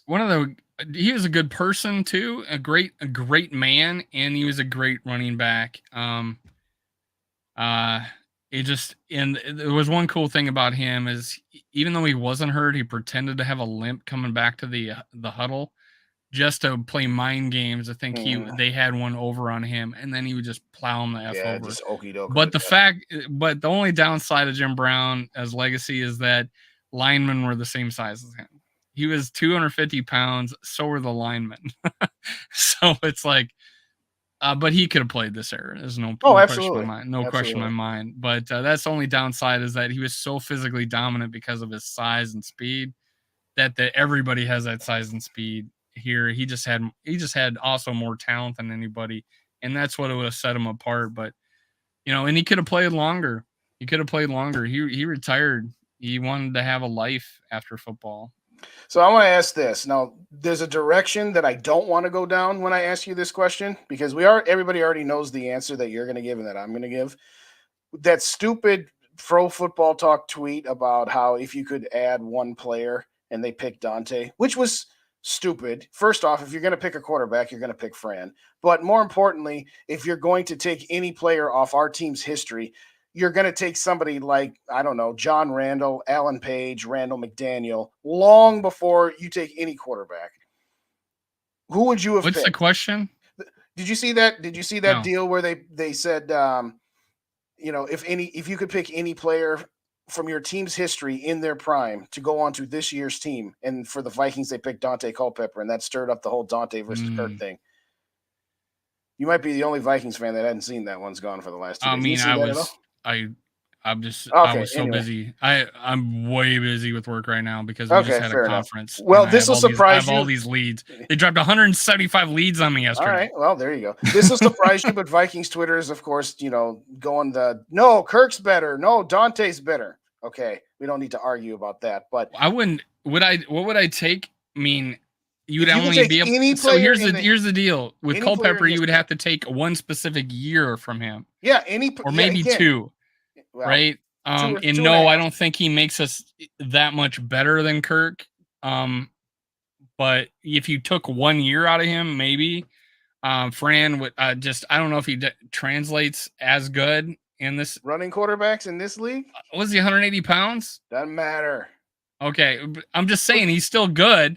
I mean, I'm high on Fran Tarkin. I have him in my Mount Rushmore of Vikings, but let me take the 5'11", 180-pound quarterback from the 1970s. I'm probably not doing that. No, I know maybe it's sacrilege. Where you can't, just decapitate. You said this yourself. Kirk is not the problem, but he's not the answer. Yeah. But you're going to take, and Judd, who we're going to have on, I'm going to have a recorded show with. If you didn't hear this, Judd's coming on. He's going to record with me on Thursday. He's listed Kirk Cousins as the third best player on our team.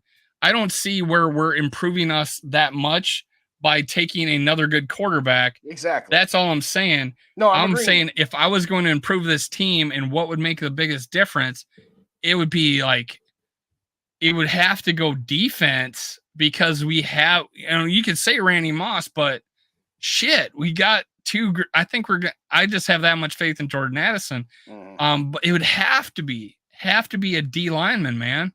So let me be clear about the bit. Allen. Yeah. He's the best player Ever. Yes. Yeah. Yeah. So first off, it sparked the Twitter controversy because instead of just saying I would take this player or that player, then everybody's got a debate. Well, no, Dante's not even an improvement over Kirk. Or Dante's better than Kirk. Kirk's better than Dante. But the point I'm making is this: yes, if you could take any player in their peak in the team's history, there's no way you would take either Dante or Fran Tarkington. You would take, in my opinion, you would take Alan Page. You take John Randall. Yeah, by Alan, I meant Alan Page. Yeah, yes. So again, assuming, and again, you have to, accept certain realities of different eras and whatever else. But yeah, I don't disagree with you, Sarah. I don't disagree with you. Yeah, that would be high on my list. Here's where I'm going. My list goes: Alan Page 1, John Randall 2, Randall McDaniel 3, Randy Moss 4. All of those guys, because yes, Moss and JJ in their prime would be ridiculous, but that doesn't make your team better as much as putting a Randall McDaniel at guard on this line. It doesn't make your team better as much as putting a John Randall or an Alan Page on your defensive line. So the whole notion that if we put Matt Burke at center, we're probably I would take Mick Tingelhoff over Matt Burke 10 out of 10 times, but okay, 250-pound center or 6'4", I don't know, he's a big dude, and I think Hall of Fame capability. He was up there as far as centers are concerned. I know he's politically not in line with you, but as a center, Matt Burke would make a huge difference. Matt Burke would make a huge difference on this offensive line. But yeah, McDaniel, whoever, just list offense. Well, obviously our tackles are good enough, but if we put a guard in there like McDaniel, that'd make a big difference. But our hole is on defense and the interior line.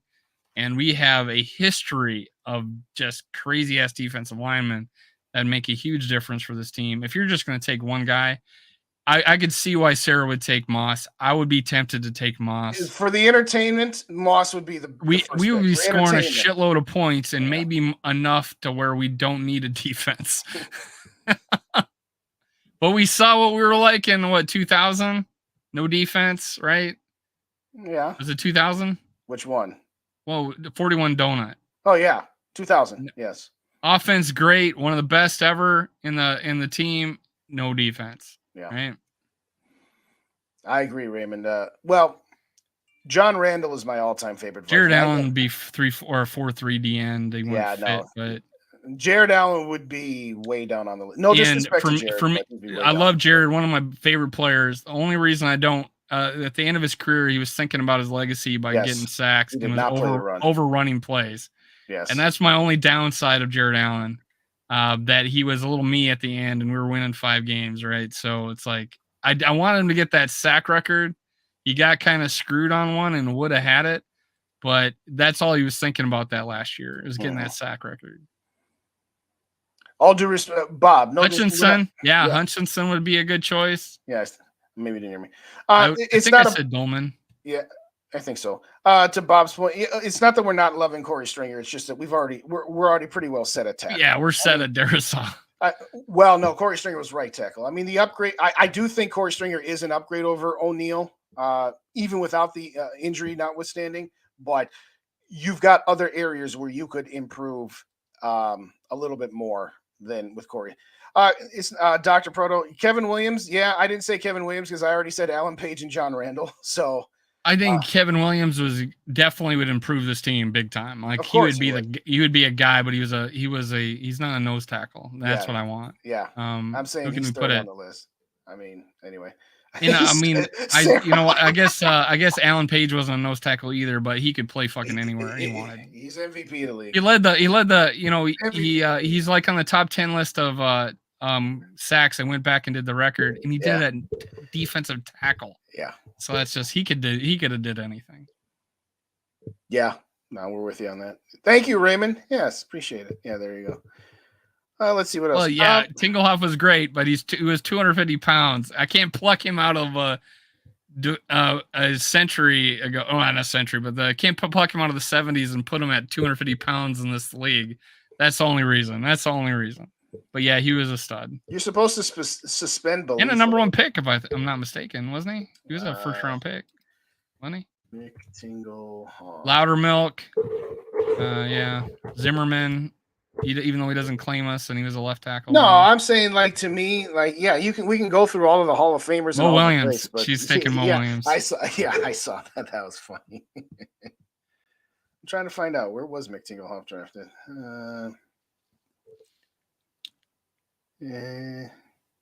Gale Sayers. Gale Sayers was okay. Okay, we'll take him out the Bears. Yeah, I'll take Reggie White. How about that? Yeah, but anyway. Yeah, Reggie White would help us. Yes, indeed. Did we talk about Danielle Hunter last week? No, but Page had room to grow if we wanted, but I think he was. That's what I'm saying. I think he was 270 if I'm not mistaken, Alan Page. Well, let's find out. But you could have put 20 more pounds on him, no problem, and he'd have been fine. Alan Page.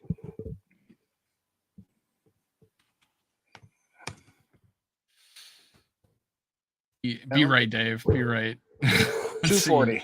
240. Never mind. No, you can put 40 more pounds on that guy. You'd be okay. Oh, yeah. Maybe he doesn't play nose tackle, but he would have been good. But you could put 40 more pounds on that dude. Well, at least 20 or 30. And if he didn't, he'd be a great DN. He still would be good. Well, he played at 250. All right, thanks, Dan. Appreciate it. 250. 245. I had 245 on. Did we talk about Pro Football Reference? 245. You put 40 more pounds on that guy is no problem. Did we talk about Danielle Hunter on last week's show? I forget. My days are all starting to run. Did we talk about it last week or no? What was the question? Did we talk about Danielle Hunter last week? Had the Za'Darius Smith trade gone down when? Well, it makes us think that we're keeping Danielle, but. Well, right? my question to you would be, now that you have some space and that you got rid of Za'Darius, my opinion is you do everything you can to get him re-signed for another year or two, make him happy and keep him around. Yeah. You fall on that side, or do you fall on the side of if you can get a first round pick, you trade him? If I was to get a first round pick for next year, yeah, I'd probably trade him. Where's your threshold? Third, second, or where you say, no, I'd rather keep him and extend him versus taking a pick? I'm definitely I got to get a first round pick for him, but that's one of those things where we can work out it's sign and trade kind of thing like the NBA does, but they're like, okay, you're going to work out a trade with this guy and you're going to sign your contract with them. We're not signing, but they are, and we trade, right. And that signing happens. That would be the only thing. And it's almost like you want more than a first round, but I want to win, but you know me, I'm calling this a window year, so I wouldn't mind having him for this window, this 1 year. Well, my stance is unless you get a first round pick or it's a second round pick from a team you anticipated being a bad team that's going to be in the top 10, I find a way to get him a 2-year extension, fill out those last 2 void years, get him happy, and keep a player or two around for floors. We kept Harrison Smith. Let's keep Danielle Hunter too. That's just me. I know that, it's kind of Hatfields and McCoys. People say, no, trade him. That's the best move long term. Don't sign him up for 2 more years because, you're not going to get any value back for him. Yeah, I can hear that argument. And you know me, I'm the type that says, hey, sometimes you need to take a step back. But every move they've made thus far is not taking steps back. So to me, it's like, let's get this Danielle Hunter situation figured out. And you're going to get some more room when Cook is gone anyway. But that's just me. Yeah, I'm looking at pictures of Alan Page. You put this guy in the weight room, man. They didn't lift weights back then. No, they didn't. That's the thing. Modern medicine is also different too. So you got the Presidential Medal of Freedom. Yeah. Yeah, that was good too. Judge, great man. So you're going to record tomorrow or Thursday with Judd, by the way? Thursday. Yeah. As of now. He picked that day because it fit his schedule, and he's not going to be able. I don't want to go live that early, so that'll probably be recorded. I think he kind of thinks that it was going to be recorded too. We're contributed for the Purple Gold for days. All right, Northeast. I will admit that I need to stick with my standard. Do I want to pick out a Alan Page of 245 pounds from the 70s to play on this team? Although I don't think he maybe could play nose tackle, but damn, if you put some weight on him and got in the weight room, he would be awesome at D tackle of some sort or D end. So, but Okay. yeah, I need a nose tackle. Who was our big nose tackle? Ball Well, Jerry Ball in the and 90s, Williams. One of the Pat Williamses. Williams, and then Linval Joseph. Yeah, I mean, I don't know. Maybe I have to go D end like a Chris Dolman or I wouldn't go Jared Allen, but I'll go Chris Dolman. Well, if I was going DN, I'd go Carl Eller 1, Jared Allen 2. No, Chris Dolman 2, Jared Allen 3. Jared Allen would get eaten up as a end in the 3-4. We already saw that he doesn't play the run when he's in a 4-3, so we won't get a first. Better off having him. A bad team doesn't trade for Hunter. That's true. That's true. What was the God, she just said something here. Like, so bad teams don't trade for DNs. But hey, a team could trade for a player like let's say a Rams, and then go lose 5 games, right? Or only win 5 games the next year. Maybe. And hell, like, did you expect the who got a first round? Who got that high pick? The Rams. Oh, the Lions got a fucking great pick, and you thought, well, oh god, the Rams win the Super Bowl. That pick's gonna be crap. Well, the next year the pick's awesome because they only won 5 games. True. You want to answer Mike's question, or what's Mike's question? Day wondering how the postseason wins. Does Kirk need to earn an extension? I don't know what the. Well, he's definitely got to win one. I think. Depends when we play that second game. Like if all of a sudden we're playing the Eagles the second game, then that would be excusable. But he's definitely got to win one. But I say 2, but two's a lock. I think 1 would be one, and then if you face the Eagles and lose, I wouldn't hold that against him. My minimum standard for this season to be any kind of success is the divisional round, and that's meeting your minimum expectations. That's not exceeding them. For me, Hunter is a prime. I think he and Davenport are going to great this year. I like that. I like it.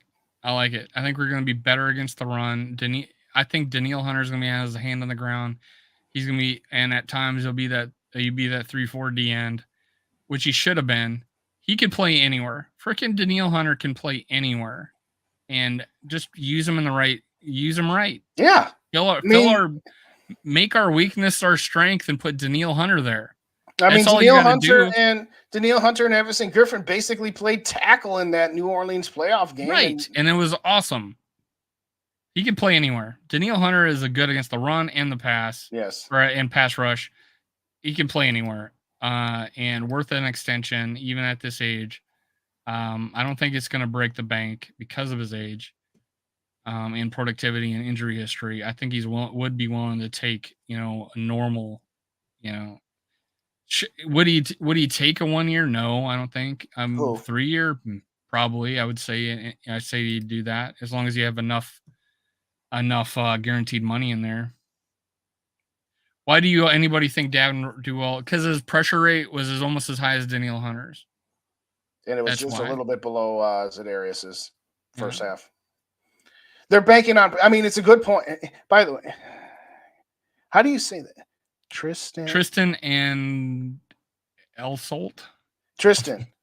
Phonetically Tristan phonetically put out how we're supposed to pronunciate this, because I've intentionally just said Tristan because I don't want to say it, but phonetic do hooked on phonics for us there. But no, I remember when Griffin was our punt gunner. Yeah, I forgot about that. Oh, I'll never forget 2000. That's desperation right there.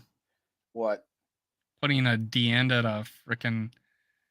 No, he was on kickoff return. He was on punt coverage. Yeah. He was everywhere. You just have to hate your subs to put your starting DN. Well, I guess was he starting at that time? I think he was. No, I think it was early. I think it was his rookie or sophomore year that he was on special. Okay. But the thing of it is, the dude could play it because he could run like a gazelle. I will never forget. I think it was 2014 or 2015. Where it was the game against the St. Louis Rams at the time. No, it was 2015 because it was Sam Bradford who threw this. And Harrison Smith picked off a pass, and Everson Griffin got on his horse, and he ran down the sideline stride for stride with Harrison Smith blocking the quarterback and the trailing running back at the same time. Remember that? That Yeah. was just ridiculous. All right, what did Shane say? I'm sorry. We have to keep Kirk longer. We keep him great. Well, Good point, man. But as far as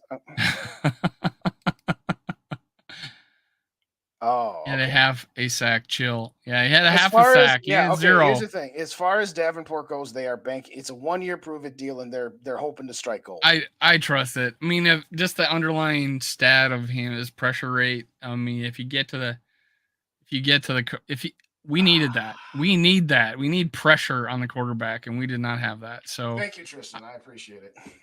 Oh, did he phonetically do it? No, but he explained it. It's Tristan and Isolt. I get it now. First, it looked like Isalt because my eyes are so bad. It looks like an A. So I was like, how do you even say that? But all right, I get it. To me, pressure rate is nice. But yeah, well, that's true too. Yes. There were years where we got all kinds of pressure. We got no sacks. I think that was like Leslie Frazier's last year. We got all kinds of pressure. We never got home. And you're right. Pressure doesn't do anything if you don't actually get home. You are right.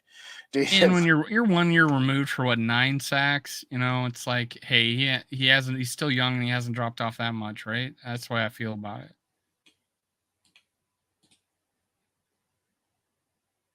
I think we'd be better with Zadarius Smith over Davenport? Probably for the half of the year that Zadarius is healthy. Yeah, and that's the thing. Why he's there, yes. Why he's there.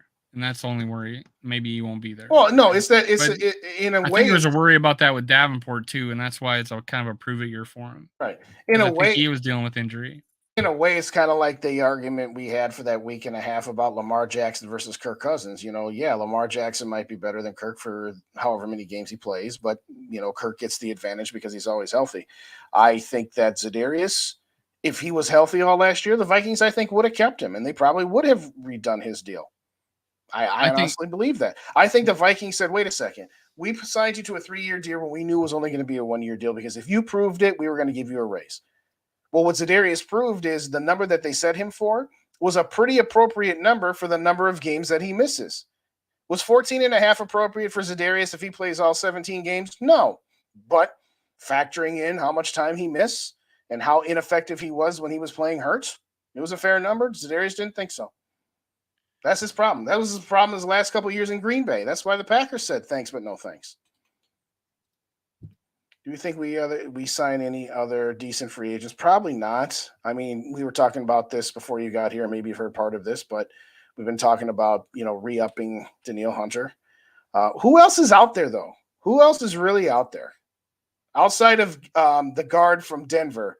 I did a video on him. I should remember what his name is. So Reisner? Dalton Reisner. I'll take him. I want that guy. Dalton Reisner. That's the guy I want. So he has 21.5 sacks for his career, Davey. James. Just checking. I'm checking you on that. Yeah, I'm looking. He has had every other year type of stuff. Like yeah. He had half last year, 9 the year before, 1.5 the year before, 6 the year before. Mm-hmm. So yeah, he's a little streaky, and who knows if it's the Saints or if it's whatever. We'll find out. Hopefully, I'm not completely sold on him, but I think it was a good pickup. And people had him ranked as the 6th. CBS, I think, had him as like the 6th best free agent in the offseason. Yeah. Now, Dave's. Oh, yeah. I'll throw that one back up. The pressure from Dave. Yeah, that's true. That's a good point. That there's still some intrinsic value of getting lots of pressures, even if you don't always get the sacks. But you still up in Kirk Cousins. He had one of his worst. You still want to get home more often than that. I was referencing the fact that there was a year where we got so many pressures, and it didn't affect the quarterback as much as you would think that many pressures would, because our secondary was so bad. But I get his point. It's a fair point. And Davenport stole 0 from Pace. That's why Rap's mad at him. Pace wanted him to be Agent 0. Yeah. He was going to sell merch. Justin Houston. There's a D tackle that I wouldn't mind getting. I think it was Let me find that free agents. Free agent. Justin Houston's 34. That's a little too old for me. I couldn't remember exact date, so I looked it up. 34 is just a little too much. Leonard Floyd was on my honorable mention in the video that I did. I wouldn't mind a veteran minimum deal for him. I wouldn't, but I wouldn't give him too much. I mean, again, that guy's 30. I mean, that's my point. Everything else that's out there is either old or not very good. So I don't know. Where's that guy? I'm gonna refresh. I need to refresh. Fucking not refreshing. There's a D tackle that I was interested in. Good production value here. Yes. Yeah. I know we're gonna get free agent questions. I did a whole show on this recently. I'm just terrible with names. All right, I'll throw out. Well, all right, fine. If you haven't watched my video that says three moves to make, I'll just go through them here real quick. But go check out the video anyway, or at least click on it and hit the like button for me. The first thing I said was re-up Danielle Hunter. We talked about that. Second one I said was Dalton Reisner. We just talked about that too. I think this might be Ezra Cleveland's last year here because I think he's going to bolt trying to get tackle money. And at the end of the day, if you get a Reisner in here and you think that you have enough offensive line depth and there's a tackle needy team that you could trade Ezra Cleveland for, I like that idea as well. I did throw Marcus Peters out there, and Rap had a good video on Marcus Peters as well, so I'll throw some love to Rap's page as well. And, wow, we talked about it earlier. JJ Watt. Yeah, okay. JJ Watt's available. Yeah. Technically, I don't know that he's available. I think the Cardinals still own his rights, but oh yeah, probably. Beside that, Marcus Peters. One of the comments, and I forget who had the comment. I think it was Norpheus. It was just like his attitude. This and on one hand that can be detrimental, and on the other hand, it could be something to really get the young guys riled up. I said it before. I want one more veteran quarterback, whether that would be Marcus Peters or somebody else. I want one more veteran, but that's the only one I think. Hey, Bob. Put the channel in the chat that you're talking about, because I looked the other night after we talked about it and I couldn't find them. So put that 49ers page in the chat here. So I'm gonna go and check it out there because I missed it last time. Oh, Akeem Hicks for 1 year. I wouldn't be opposed to it. If it's veterans minimum, sure. If it's veteran minimum, I like Shelby Harris for 1 year. D tackle out of Seattle. I just sign a 1 year deal. Have him compete. I kind of liked him. I want this guy just because of his name, Dwayne Smoot. I think we need another Smoot on the team. I'm done with Smoots, by the way. No, I'm done with Smoots and double-sided. You know what? Oh, who's hilarious on mic'd up? Akeem Hicks. This one here. Yeah, I'm not sure. I'm assuming so, but I don't know. Or is it Marcus Peters? I'm not sure. Who are you talking about, Rap? Who's hilarious on mic'd up? I think it was Norpheus who made that. Norpheus, was that you who commented on my video that you said no to Peters? Let me know. No love boats. Yeah. I'm not okay with Marcus Peters. He's too no Smoots. Yeah. Thank you. I was just kidding, guys. No. I was just kidding. People say Jadeveon Clowney. I don't think I really want to risk that. Yannick Ngakoue, no, he's just not going to be good against the run. No, I just don't think we have a use for him. Frank Clark, though, maybe. Clark. But that's kind of my whole point. We're scraping the bottom of the barrel here with all these names. I like because it's a position I need. Shelby Harris. I think I think we can get him cheap, put him in and compete. Mm-hmm. Is there Ndamukong Suh is available? No, thank you. He's Linval Joseph. How old's Linval now? Jason Pierre-Paul. No. Linval Joseph is 34. No. Again, none of these guys are Kwesi types. Okay, Kwesi types are 24 to 27.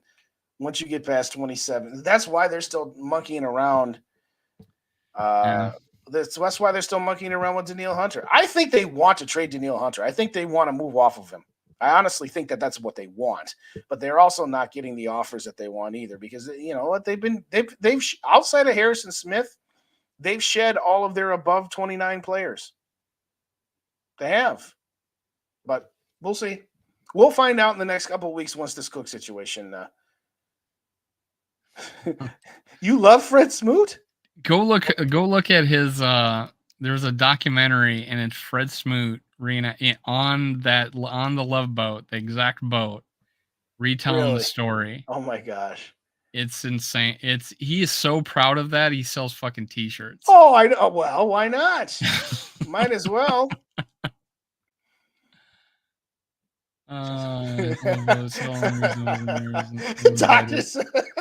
I only wasn't. So, there. What? God, who was it? I'll check it out, Bob. Thanks.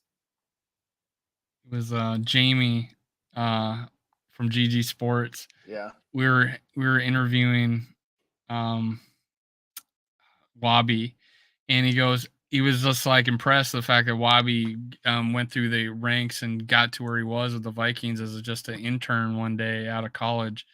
And he goes, damn, I would have been a janitor or a stripper on the Love Boat. I would have done anything to be part of the Vikings. And he said that to Wabi, and it was absolutely hilarious. Okay. Still one of my favorite moments on YouTube. Well, I think masochist, Dave. What? Why am I a masochist? Or who's Dave? Is he talking about me? I think. Yeah. No, he might have been talking about Dave Stefano when he said he loved or he enjoyed covering the team. Oh, okay. Maybe that's where he was going. That's the thing. We got so many Dave or Davids as part of this circle that we got going on here now between. I'm used to it. The creators as well as some of the people in the chat. It gets funny sometimes. Yeah, I mean, this phrase doesn't impress me. So my hope is one of two things: someone gets cut and we grab them, and they think this team's great, or and wants to come here. Hard for Dalton. And that's a good. And then that us being ranked as the number one free agent place carries a lot of weight. I feel that they would come play for us just to be part of it. The other thing would be like, hey, we do make a trade, and we're able to do that. My only problem with making a trade is I need those picks. Yeah. If we're gonna go after a quarterback, we need those freaking picks. So making an in-season trade like TJ Hawkinson, I don't know if we can afford to do that and still get the guy we want. No, I don't want. It would have to be a late rounder. Yes, someone that they have to just dump contract, only has 1 year left, and is a hired gun for the year. Is anyone not you, Dave? The other Dave. I get that all the freaking time, man. It's just everybody's named Dave. Yeah. Everybody. Always Daves everywhere. Yeah, Dalton Reisner's right at the edge. He's 27. So he's right at the edge. I think we should wrap here. What do you think? You got anything else you want to man, I'm done. All righty. Well, thank you, everybody, for joining us. Hey, if there's anybody in the chat right now, okay, I ain't too proud to beg. I need 5 more to get to 600. I want to be at 600 by 6-1. I want to be at 600 before Delvin Cook gets moved off of this team. I need 5 more. Any 5 of you in here ain't subscribed to Purple and Gold for Days, subscribe to it, brother, would you please? But in all seriousness, thank you, everybody who's joined us here. We had a very lively chat. And thank you to our guest, Ted, for joining us as well. And I've already subscribed to his YouTube page. I hope you guys do as well. I don't know if I'm subscribed with all my channels yet, man. I'm checking. Because he seemed like a level-headed content creator that, passionate about his team like us, but at the same time not over the top. So I got you to 3 more, and when I get my work computer tomorrow, I'll subscribe again. So I just got you 2. I probably get you 3. So appreciate you, boss. Out there. Appreciate you. All righty, your other brother Dave. Yeah, this is my brother Daryl. My other brother Daryl. From what TV show was that? I have no idea. Oh, it was from. God, it's a great name, Dave. Newman. Yes. Your other brother Dave. There you go. No, Blowfish, I did not see any of the video. He's saying that Blowfish saying there was a video of Pace whiffing at a lot of tackles, apparently. Appreciate you, Norfield. Well, so yeah, one of the things I said about him is that he gets through the line but he makes a quarterback move. He made me miss it, but but he disrupts. And yeah, there could be some missed tackles that I haven't seen yet, but I could believe you on that and the way he plays. He plays with reckless abandon, and that is it's a disruptive he plays disruptively, and that's Well, why it's I the like. equivalent of Dalvin Cook. You might have a 0 gain or you might have a 20-yard gain. Yeah. With a guy like that, you might have a 2-yard tackle for loss, or you Ooh, might have Dan a Hanneman. missed tackle in the hole that goes for 20 yards against you. So there's that. 597 right now, man. 3 more. Go do Come on, it. y'all. 597. Tell a friend. All right, that's it, man. I appreciate Thanks, everybody being everybody. on here. We had a good show. Make sure you go listen at the beginning of the show. We had Ted on here for 40 minutes. Go learn about the San Francisco 49ers. He's an encyclopedia of the 49ers. Yeah. And Got a lot of me good and him takes. connected. You'll see him again on this show for sure. All right, SKOL Vikings.